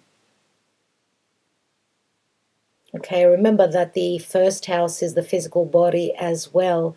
So some of you are wanting to obviously connect on a deep level, but also, again, Scorpio, the house of Scorpio, is money coming through from other sources, from other people. So there is some form of a transformative energy to do with you and how you're seen out in the world. Nevertheless, let's look at your third house, where you've been transforming. I mean, your life has been changing. Third house is the house of communication, collaboration. It's the internet. It's your environment. It's also your siblings, your neighbors, things close to home, short distance travel. It's also the house of, it's ruled by Mercury, so it deals with gadgets and, of course, the internet, lessons learned. Jupiter and Saturn through 2020, I mean, these three big players have been transiting your third house. And Jupiter and Saturn on the solstice on the 21st of December will be exiting your third and moving into your fourth. I will be doing another video on that, so you will have more details on that. But remember that as they will leave, these two teachers will leave your third, they will leave you with the rewards, the gifts. And remember that's, Saturn is all about karma. It's difficult lessons. It's also limitations. Jupiter wants to expand, but it hasn't been able to expand very well in your third. So as they move into your fourth house is your home. It's your actual home, which these two will be really good in your fourth. It's your actual home. Now Jupiter, well, can speak of justice. It can speak of legalities as well, to do with your fourth house. Fourth house is your family. It's the one-on-one people that you deal with. It's your parents. It's got to do with the past. So what does that mean for you? Now, of course, Pluto will still be here.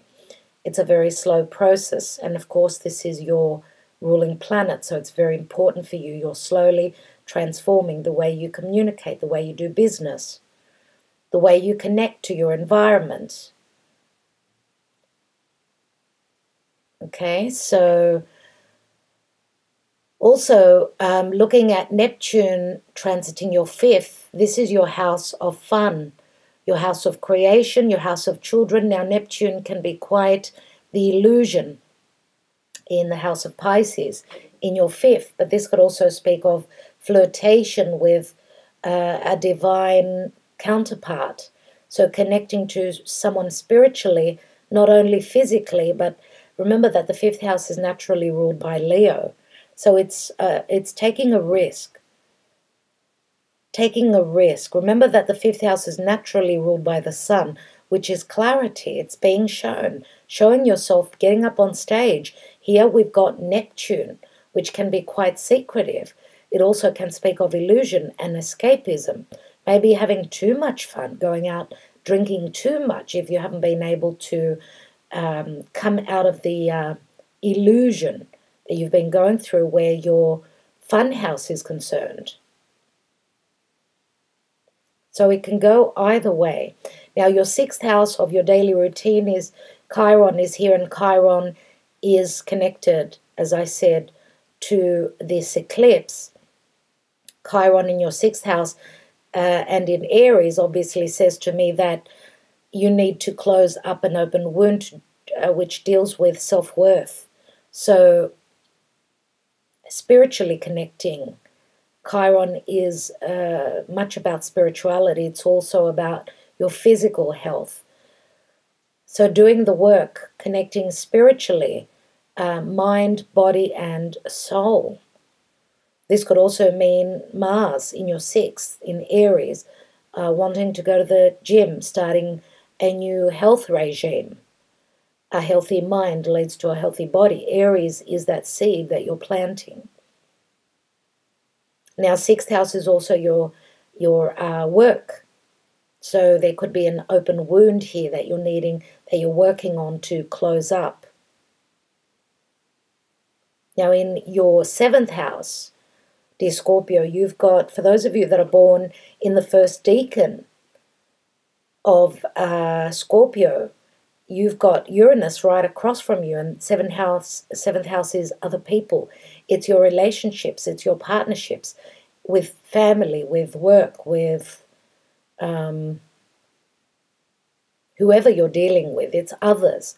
Uranus can be very stressful where your relationships are concerned with others, but it can also mean that you're quickly, radically closing doors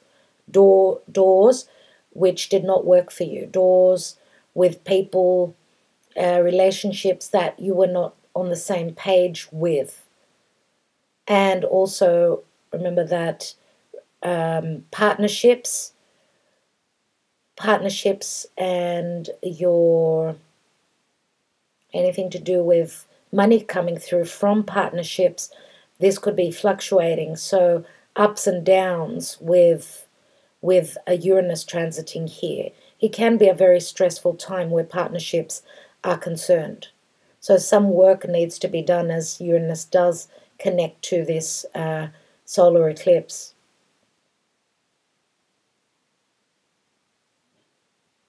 And also another thing is that Uranus is the internet. So some of you could be connecting on social media with people, so doing business with people through the internet, even romance that could be a very spiritual connection, but also connecting through social media. That could be the case as well.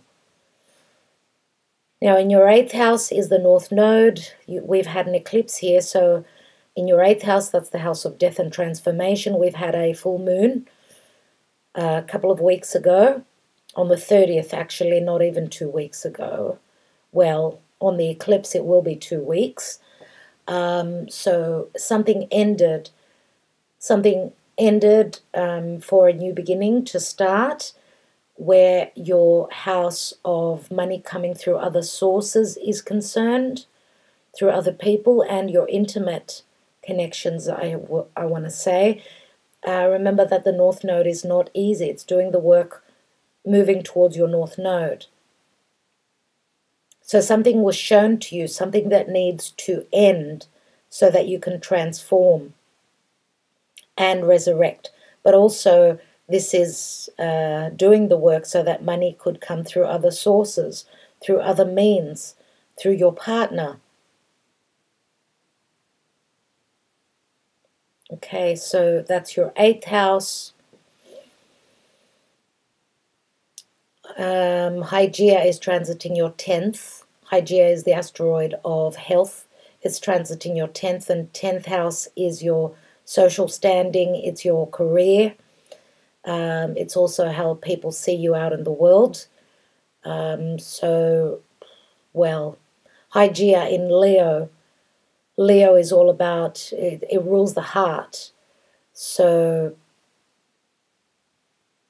what I feel this is saying for you is that if your heart is not in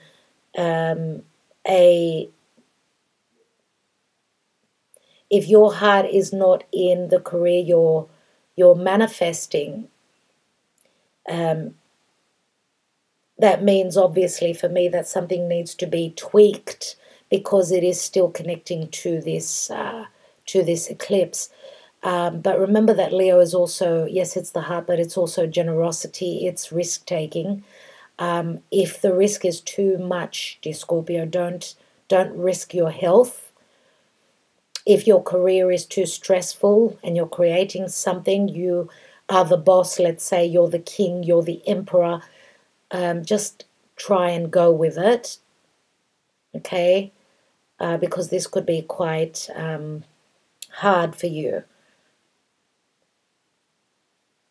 I think that that's what this is saying, but also your status. So how you seen out in the world. Are you married? Are you divorced? What's going on with you? Because Leo wants to have fun. And this could also be saying, yes, too much work, not enough fun, dear Scorpio. So it's time for you to sort of put work, if you can, on the back burner and try and have a bit more fun. Okay, so I will leave it there. I hope that that gave you clarity. Thank you so much for liking, sharing, and subscribing. My God, there is so much to say. Thank you, Scorpio. Love and light. Talk to you soon. Dear Sun and Sagittarius rising, dear Sagittarian people, happy birthday. And this is your solar eclipse, new moon, which is a brand new beginning for you. It is an eclipse. That means that it's 10 times a wild card. So those of you that are born on the 14th of December or very close to it, okay, so around the 13th, 14th, 15th, maybe even 16th of December, I mean, this is right on your birthday. This is your solar return. It's huge. It is a huge happening for you, and it's happening obviously in your first house.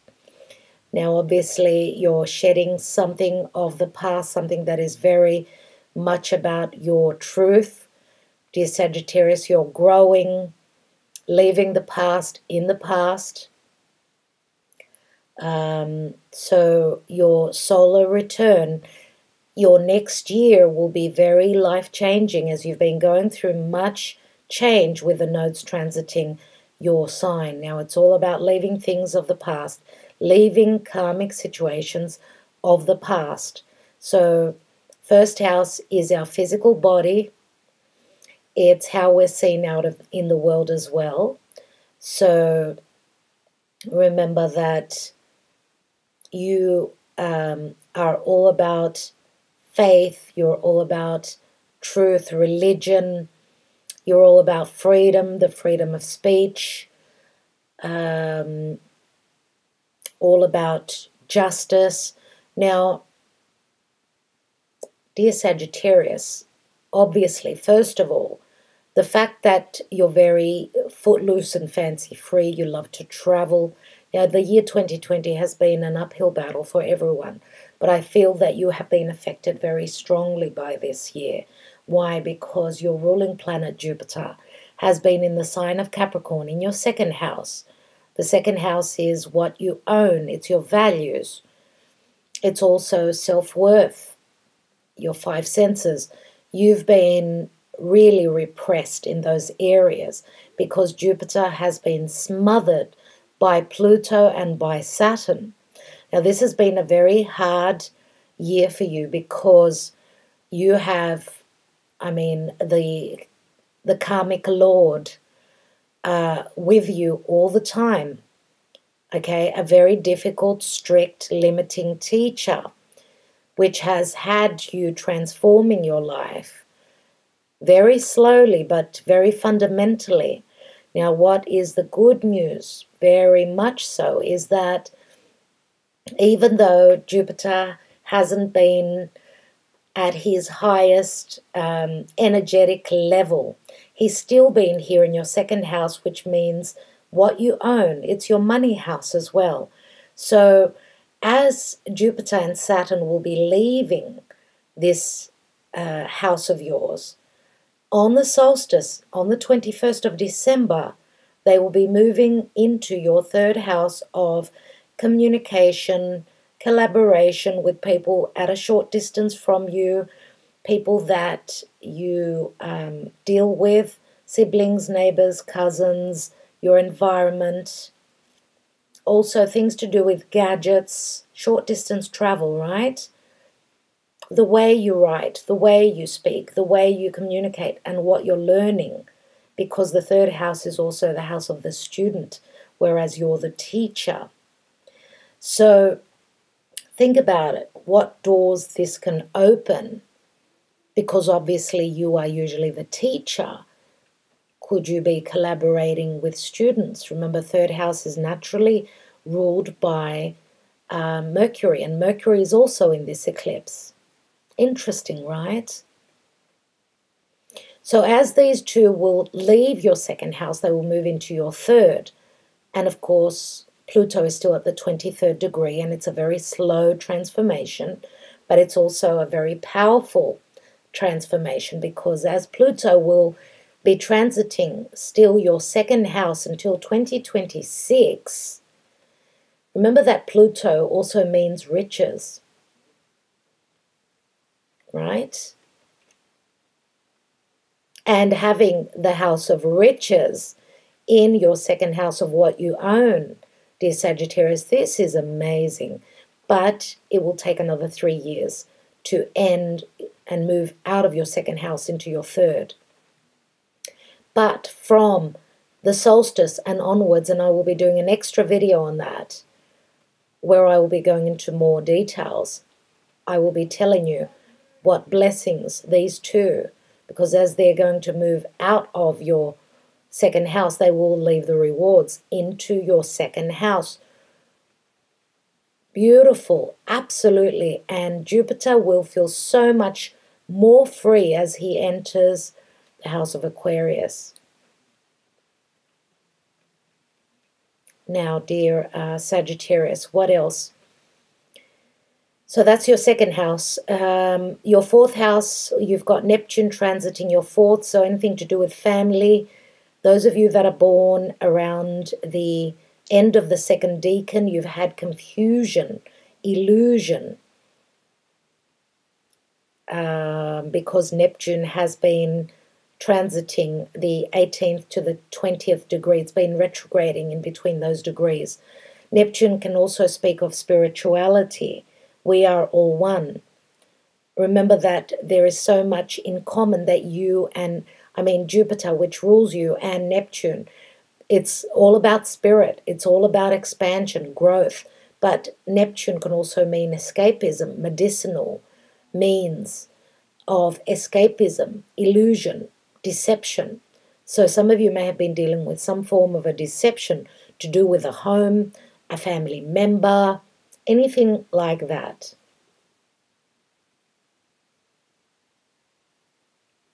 Now, your fifth house, you have Chiron.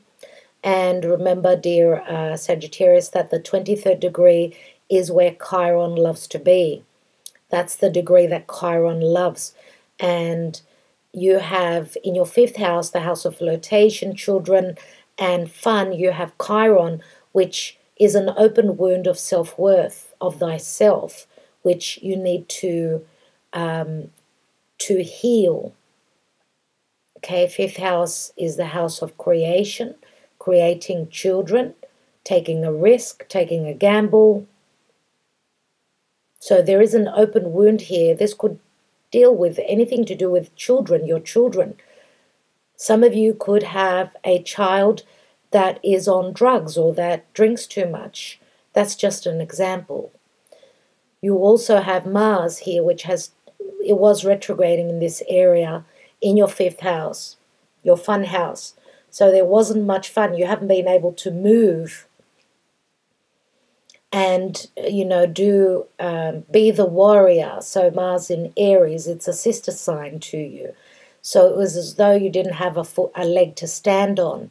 But now Mars very soon will hit the 25th degree and come out of its shadow phase.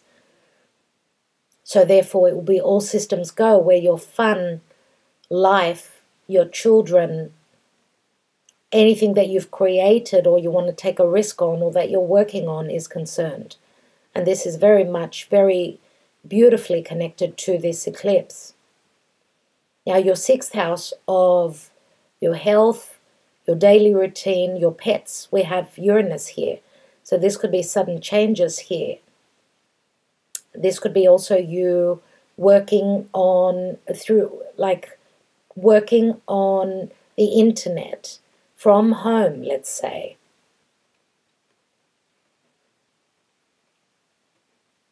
So yes, Uranus here can bring sudden changes. Remember that also the sixth house is the house of help. It can be a very stressful time for you. A lot of tension. Just, try and go with the flow. Dear Sagittarius, remember that also some of you could be a teacher, a spiritual, because Uranus is very ethereal. It's very much the higher mind. Some of you could be growing mind, body, and soul and connecting to spirit at this time, or maybe even doing anything with science. Remember that health and science is sixth house where Uranus is transiting. So you could be making some sort of a discovery in matters of health, anything to do with medicine as well. And that could open new doors for you. So in your 7th house, dear Sagittarius, is your house of relationships to others and other people. That's where the North Node is. And we've had a lunar eclipse, so an ending to a connection, romantic or work, maybe even a family member. What comes after an ending? A new beginning. So you're working towards your North Node. This could be a new partnership. This could be a new relationship, yes. Anything of that sort, it could be. So that's your 7th house, dear Sagittarius. So nothing's going on in your 8th. In your 9th house, which you naturally rule, 9th house is anything to do with your higher self, your beliefs, your truth, your philosophy, higher education. We do have Hygeia, which has got to do, it deals with your hygiene or your health, anything like that. There is, Hygeia in the sign of Leo can speak of generosity or any issues to do with the heart. Remember that Leo is the heart. So it can speak of generosity or creating something.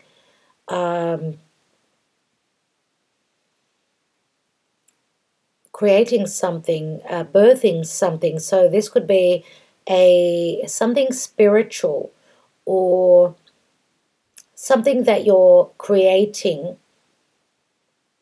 And I did speak of discoveries, discovering something around health. So this could be some form of a spiritual discovery for you. So connecting with your higher self to bring some form of a spiritual health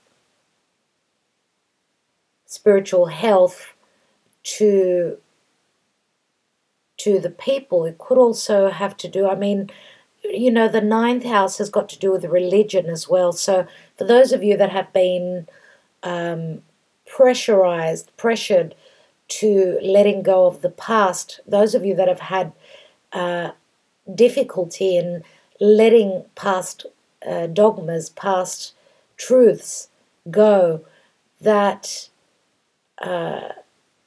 maybe is giving birth to something new. That's how I see this. I can't really interpret it in a different way. But I do see a lot of generosity and creation here.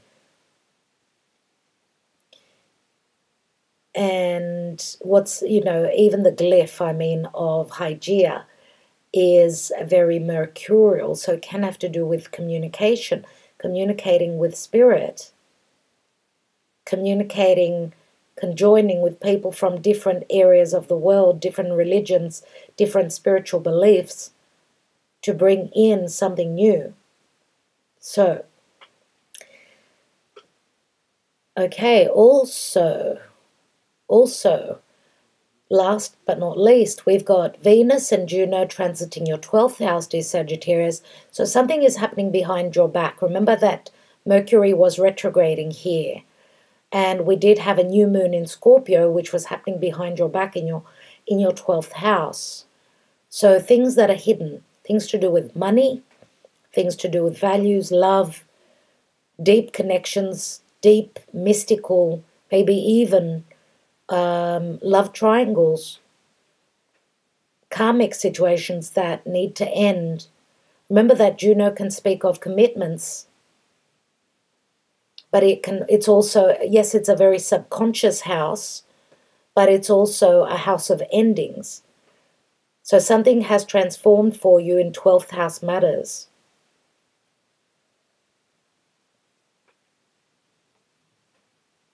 And remember that Scorpio is very transformational. But remember also that Venus and Juno being conjunct, this does speak of long-term commitments, also money, things to do with money, values. Something is transforming. Something is being shed. that was karmic from your life. And again, money and whatever you're shedding here, I feel with Venus now ready to move into your first house and Juno, this is blessings on so many fronts, dear Sagittarius. So many blessings. Now, things that were not communicated, that were dark, will start to come through for you. You will get to see the deception. You will get to see everything that was hidden and behind your back. And it will transform your life on a whole. I mean, this eclipse will be activated also in the year 2021, March, in August as well. So next year is going to be very transformational for you. You're on a roller coaster, dear Sagittarius.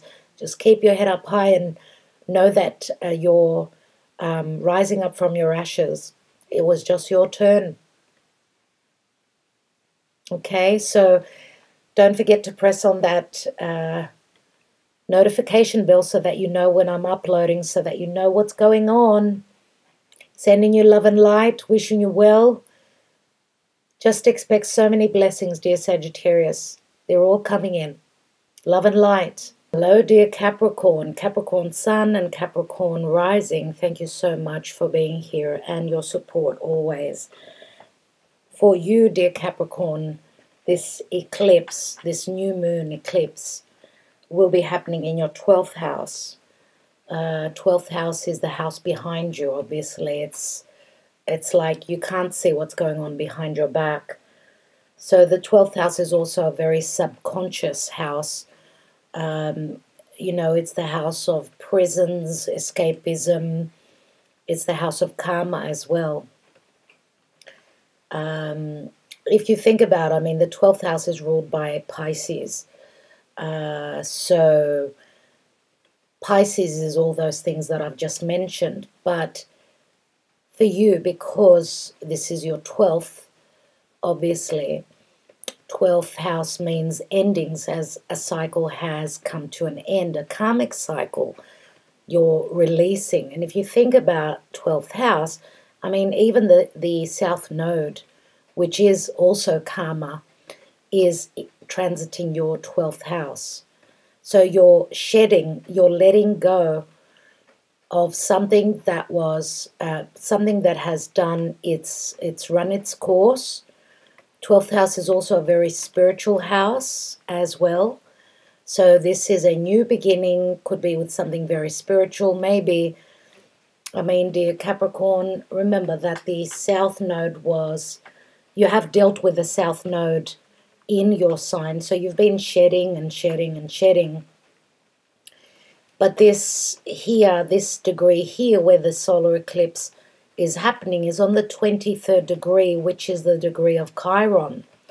And Chiron could be an open wound, which takes time. Some of you may have grown spiritually as you've been dealing a lot with many changes.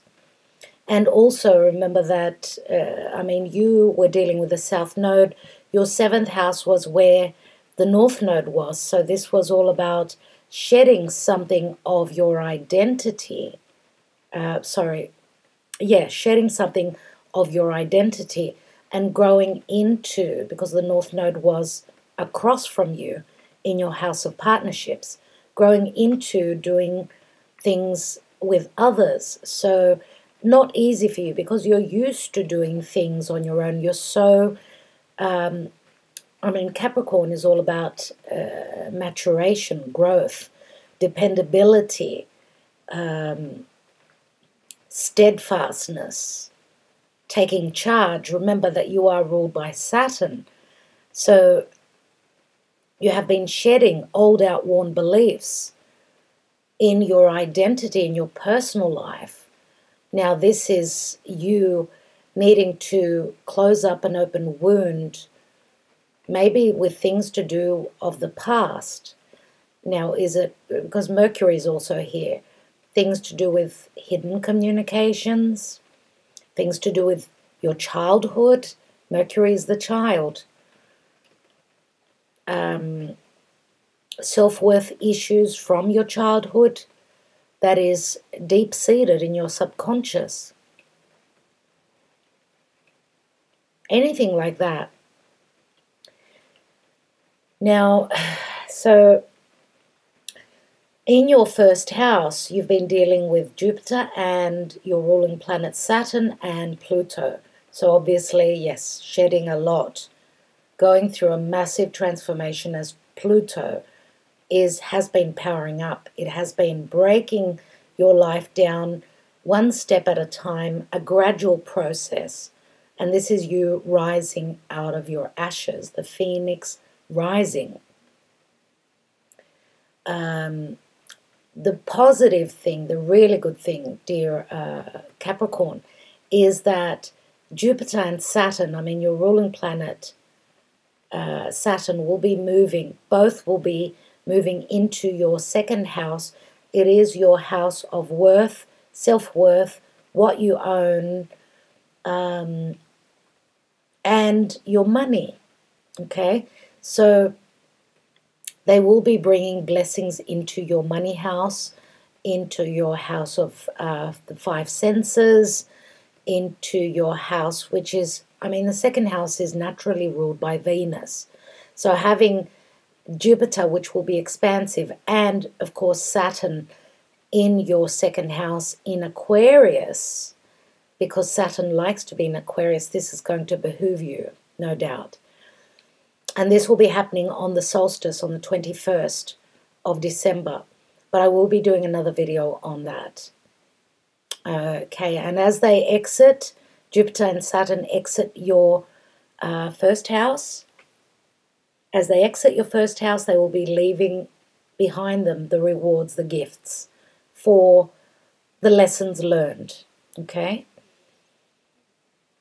This could be anything like even a promotion or the way you're being seen out in the world.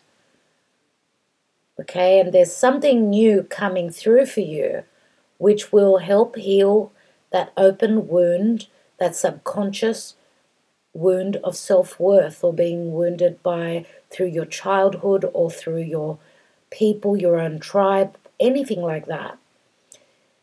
And this is coming without you knowing. It's happening behind your back. So, in your third house of communication, short distance travel, siblings, neighbors, your environment, and the way you communicate, we've got Neptune. So there may have been some form of a confusion, illusion, deception maybe. Or this is you looking behind the scenes, having that deeper knowing of communicating, maybe even on a higher level, spiritually. Maybe even with people that you collaborate with, people that you work with.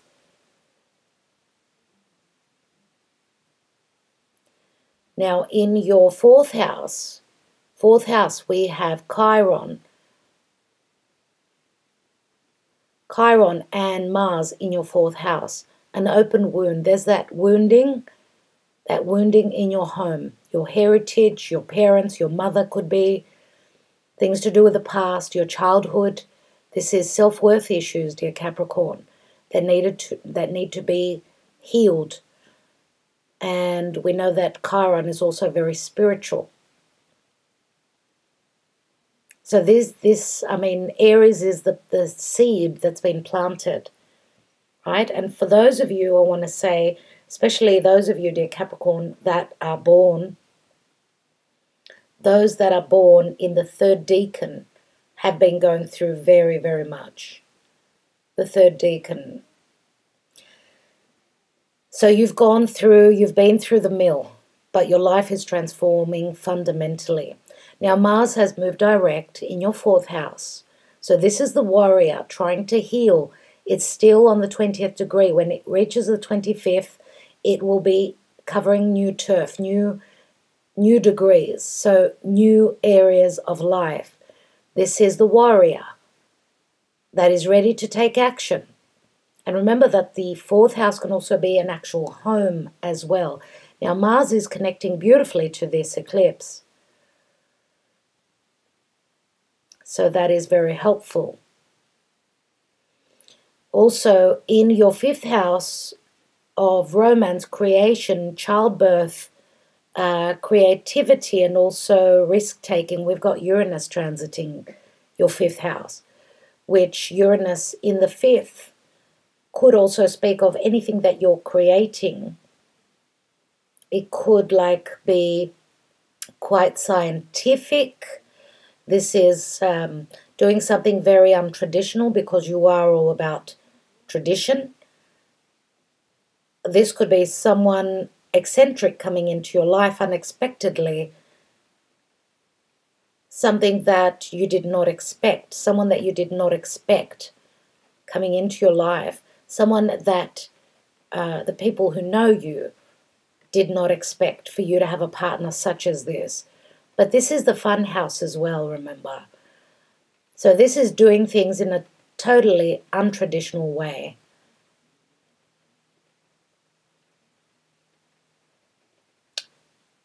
There's something else I want to... Whatever you're creating could be something that's quite futuristic as well. If this is something that you are creating, dear Capricorn. Okay, and it can be a little bit of a stressful time as well. And I'm going to say whatever you're creating could be whatever you're giving birth to, because Uranus in Taurus can mean things to do with money or values or... Anyway, there's a sudden change. I mean, those of you, of course, that are born at the beginning, the first decan of the sign of Capricorn, you are mostly affected with Uranus in Taurus, okay? Now, so 6th house is where the North Node is. So in your daily routine, this is where there's been an ending. So an ending to a job. We did have another full moon in the sign. It was an eclipse as well. So an ending, a lunar eclipse, happened in your 6th house of health, your daily routine, your health regime, but also children, your children and your pets. Something ended here. Something was eclipsed out of your life.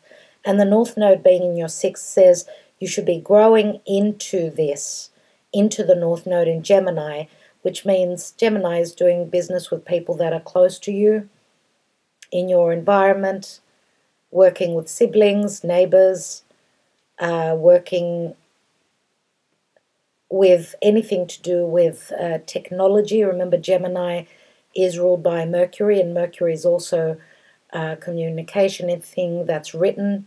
Mercury is also children as well. So working with children in a different way. Anything like that could be what is happening for you, dear Capricorn.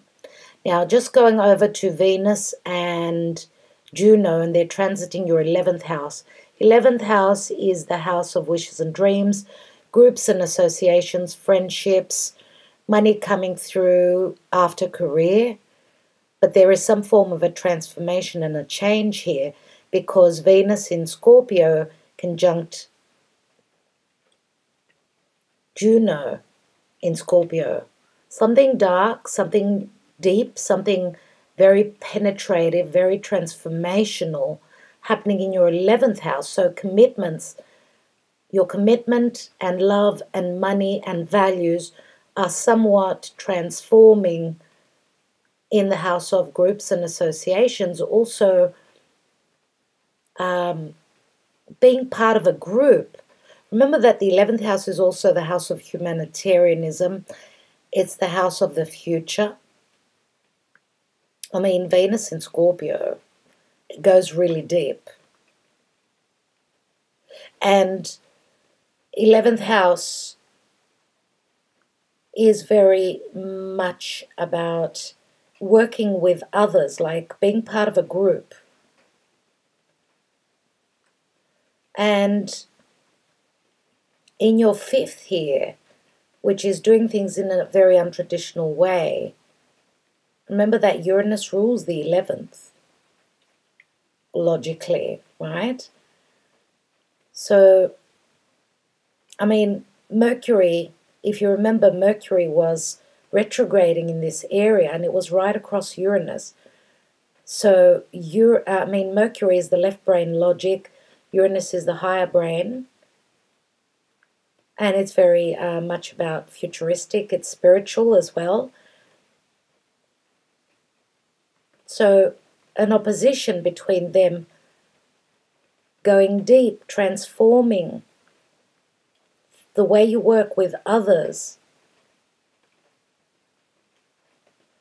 Juno is she's the asteroid of commitments, and she's very transformative in Scorpio.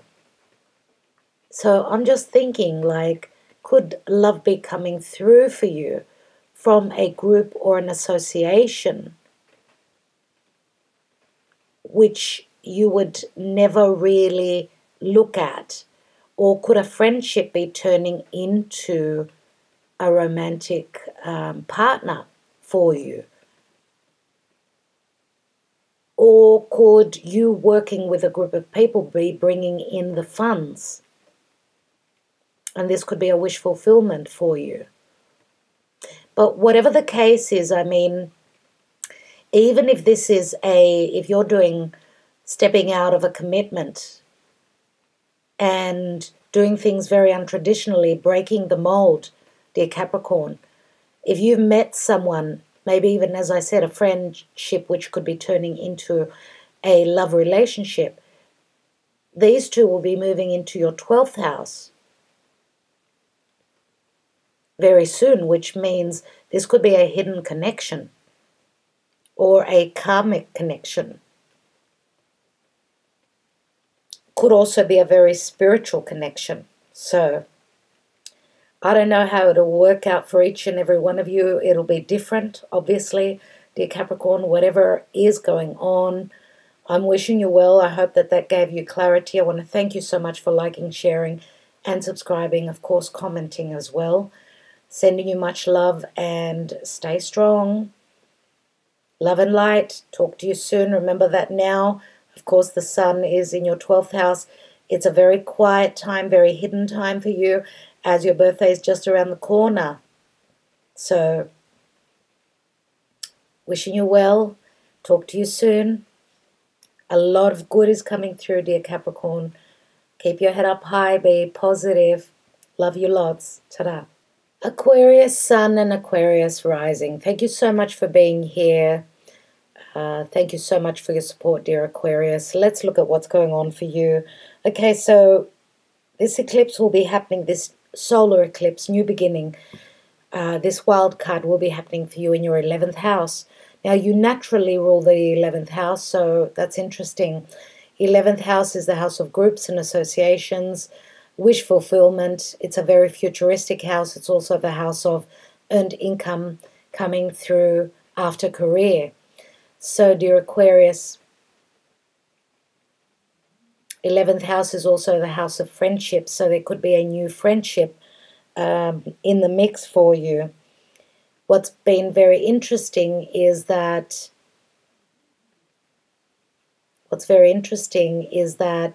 obviously you've been going through a transformation in your 12th house.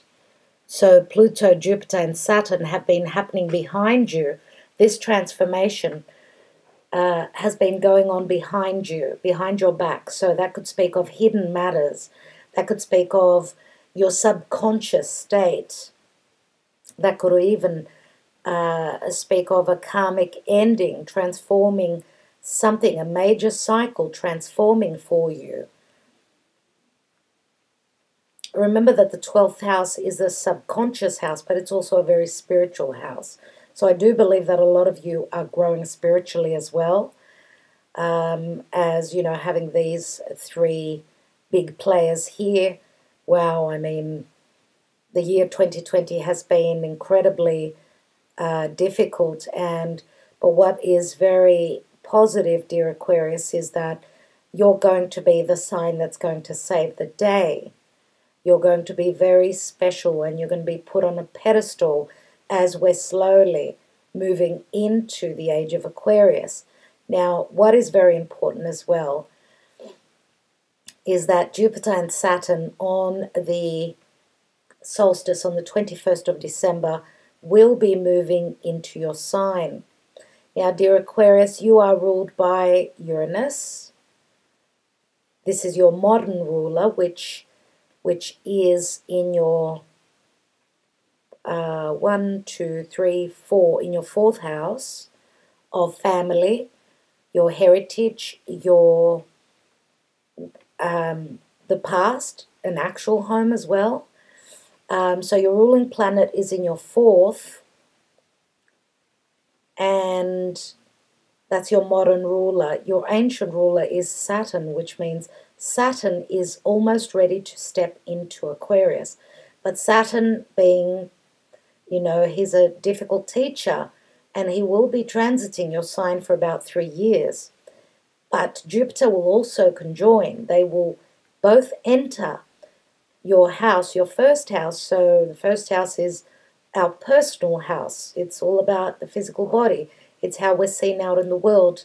So it's going to be, for those of you that are Aquarius rising, Saturn and Jupiter will be moving over your rising. Very, very important.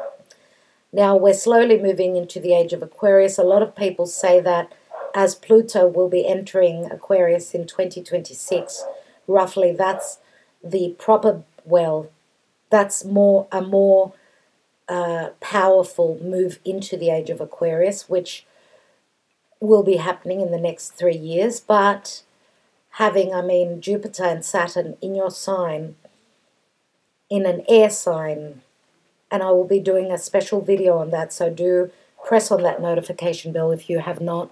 That will behoove all the air signs, so you will have the blessings of Jupiter to your Aquarius, and you will have, obviously, as these two leave your 12th house, they will leave you the rewards, the gifts for doing the work. Okay? Maybe it was a spiritually enlightening, maybe it was your third eye opening. Okay, so who knows? It will be different for all of you. Now, depending on your natal chart, of course. So, in your 2nd house, where you've been dealing with Neptune, in your 2nd house of values, what you own and, what you value, what comes, what makes you feel good. Okay, 2nd house is also a money house. Neptune has been here in Pisces, so Neptune may have been somewhat of an illusion for you. What is real and what is not? What is mine and what is ours? Remember that Neptune in Pisces is we are all one. And there may be also some sort of confusion.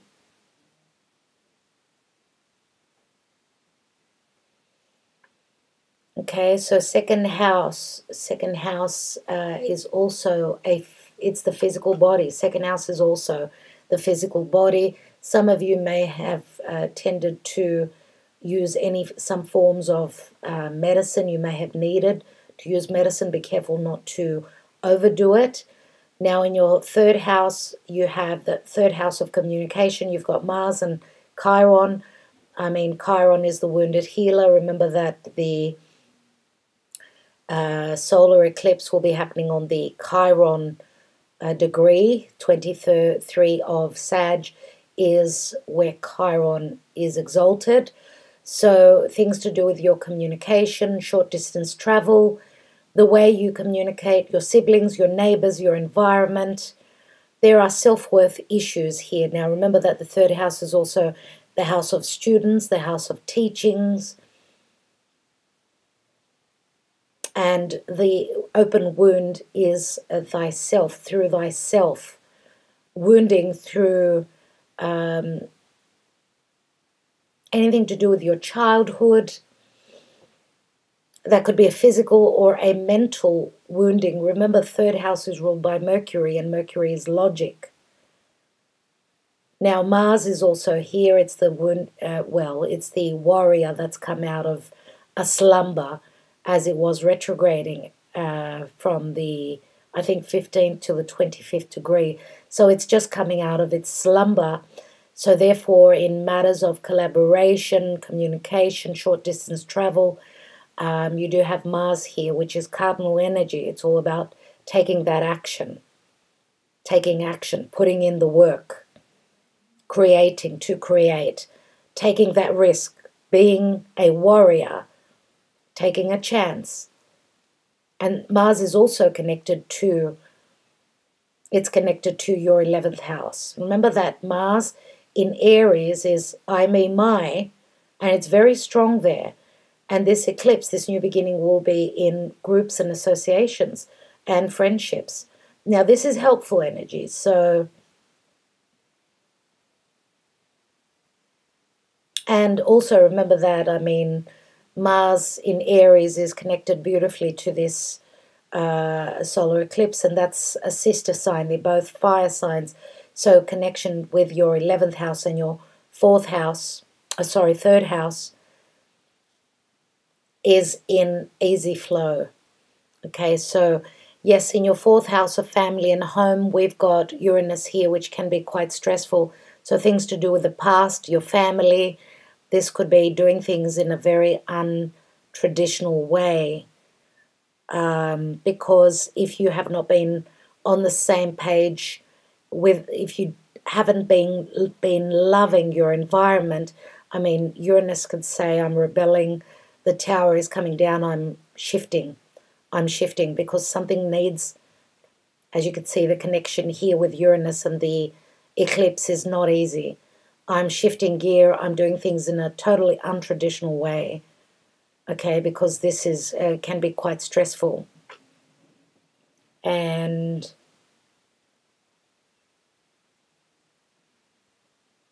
yeah, that's what that mainly means. And remember that Uranus is also very futuristic, and this is your ruling planet. So being in Taurus as well, things to do with money, values, also the physical body, can be very stressful for you at this time on this eclipse. So dear Aquarius, that's your fourth house. Now in your fifth house of romance, fifth house, we've had another eclipse, which was a full moon in your fifth house on the 30th of November. So something ended for something else to take its place in your house of romance, creation, creativity, risk-taking, flirtation, fun. And remember that the fifth house is also the house of children. Now the North Node is here, which is difficult. It's difficult to follow your North Node. But obviously the North Node, this is where we're pushed. We're pushed towards the North Node. So, dear Aquarius, just wanted to say that, I mean, those of you that are born at the beginning of the sign of Aquarius, Saturn had already ingressed into your sign going back a few months. It went up to the first, close to the second degree, and then it went back again into, as it retrograded, back into Capricorn. So you've had a taste of this a few months back. So Saturn, we know, is all about karma, etc. Limiting, yes. It's ready now to move direct. And also Jupiter will be here, and Jupiter will be very expansive, very helpful for you, very much about expansion and growth. But Saturn transiting your sign, dear Aquarius, will say, have you been standing in your integrity? Have you been doing the work? It's a time of growth. And with Jupiter, it can speak of spiritual growth as well. But there's a lot more I can tell you. What I do know is that there's a lot of blessings coming in for you. And I will be going into more particulars in the next video, which I will be doing. So the Saturn-Jupiter ingress into Aquarius. So look out for that. Okay?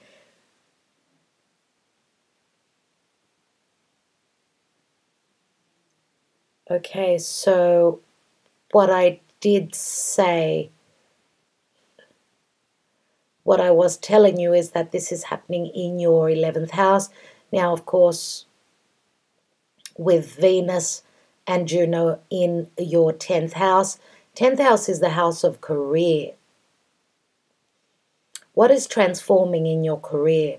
What is transforming in your... What is transforming in your commitments, in your status? We've got Juno here. Juno in Scorpio and Venus in Scorpio. Remember that Mercury was here in the sign of Scorpio as it was retrograding. So it was retrograding in Scorpio and in Libra, which is your 10th house and your 9th house. So relationships with others, your beliefs, your whether there's been freedom in your relationships, your freedom to be able to speak, to create, to connect, or not. Because remember that the 10th house is the house of career and status. So it's your goals, your aspirations, dear Scorpio. Sorry, what did I just say? Dear Aquarius, so sorry. So having Venus and Juno here in your 10th, leaving, I mean, they've been very transformative in the house of Scorpio. They will be conjoining into your 11th house, which will, love will be coming through, money will be coming through, commitments will be coming through groups and associations, and your wishes could be coming true, because there could be a letting go, like letting go of a long-term commitment.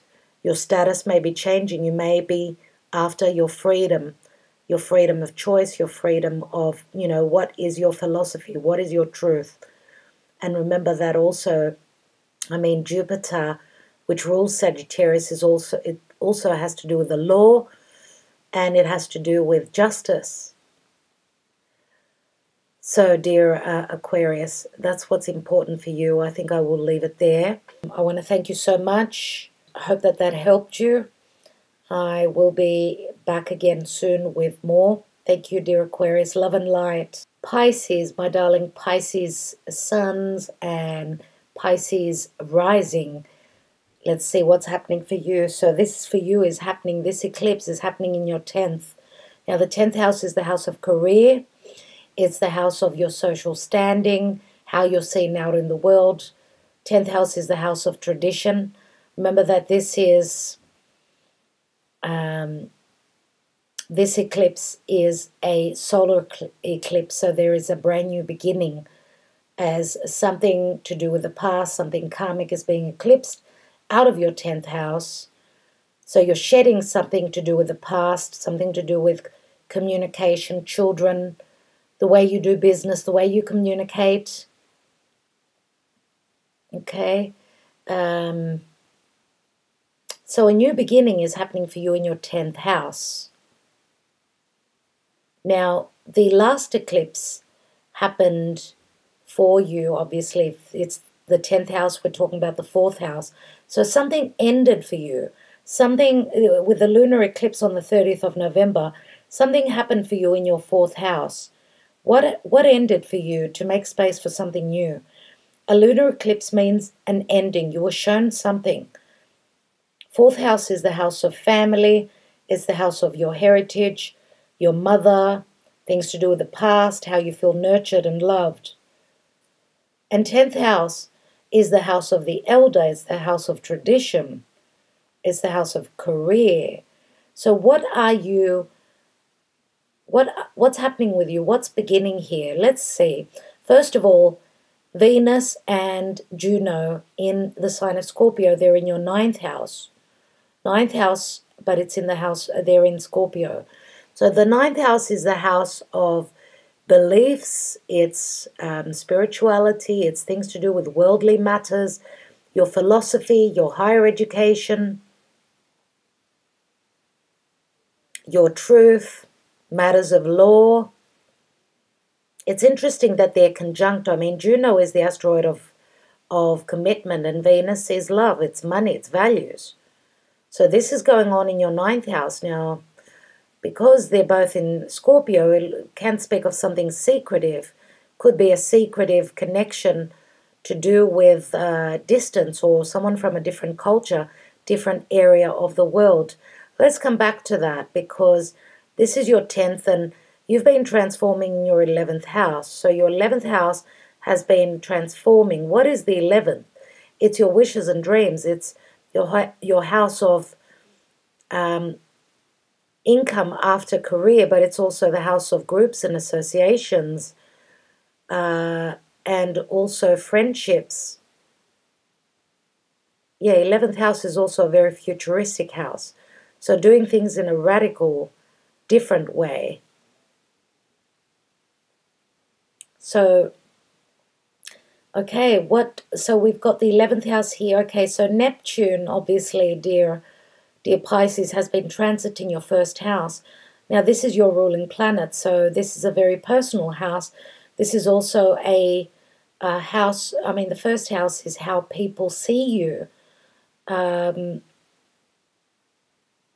remember that Neptune in Pisces can be unconditional love, but it can also speak of forms of escapism, forms of illusion. So, of course, I mean, Neptune being in your first house, it gives you the strength, I mean, to connect very strongly with spirit. But it can also mean somewhat of an illusion. So it's either someone not understanding you, or you not understanding someone else.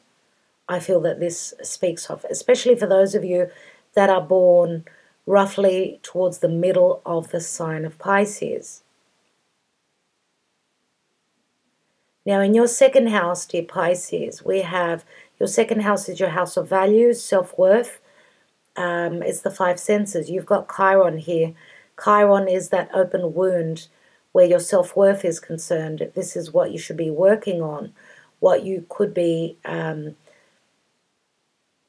growing spiritually. I mean, we know that Chiron was very spiritual as well. So through his own wounds, he turned into the medicine man, he's called, to bring in healing, the healing of the ego. Now, Chiron is the wounded centaur, and Sagittarius is also a centaur, and the 23rd degree is where Chiron loves to be. He's very strong here.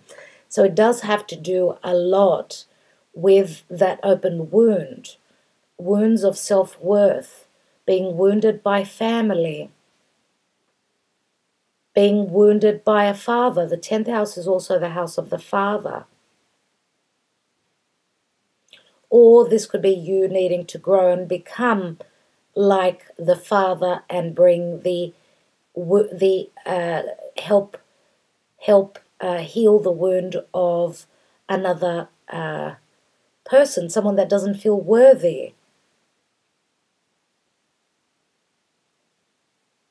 Also, Mars is here. Now, Mars in your second house, I mean, Mars in Aries, this is where it was retrograding, and it's slowly coming out of its shadow phase. It's powering up. So remember that these two are totally different, whereas here, this is the open wound, the wound of self-worth and the wounding of the warrior, and Mars is the warrior. He's been like trying to heal as he was retrograding in this area. But now, as soon as he hits the 25th degree, he will be out of all those subjects or things that he was dealing with, and he could not move forward. So there was something that was being worked on here. This will be like, I'm free of my past. Now I know I'm worthy, and I'm the warrior, and I can bring that money in. I've got the value to build my comforts around me and do things for myself that make me feel good. And I'm going to take action towards that because it's cardinal energy. Now, in your third house of communication, short distance travel, siblings, neighbors, aunts, uncles, anything to do with gadgets is Uranus. And Uranus can bring sudden changes here in this area. Uranus it's the tower. It can also be quite stressful, but this could mean, Uranus in the third house, Uranus is the internet. So this could be working, collaborating with people that are at a distance, people that are very like-minded. This is working with groups and associations. Could also be through social media, anything like that. For those of you that are not valuing people in your area, your siblings, or, this is like a left-hand turn.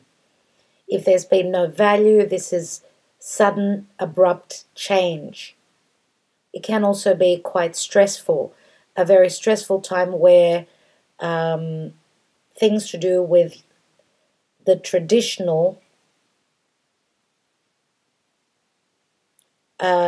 opposed to the futuristic for you. So the way you were collaborating, the way you were communicating, doing business, that can change. Anyway, I feel as though you understand what I'm talking about. So that is in your third house. Now in your fourth house, obviously, dear Pisces, let's see, am I doing this correctly? So 10th, 11th, 12th, 1st, 2nd, 3rd, 4th house. Your fourth house of family. Your fourth house of family, your heritage, your past.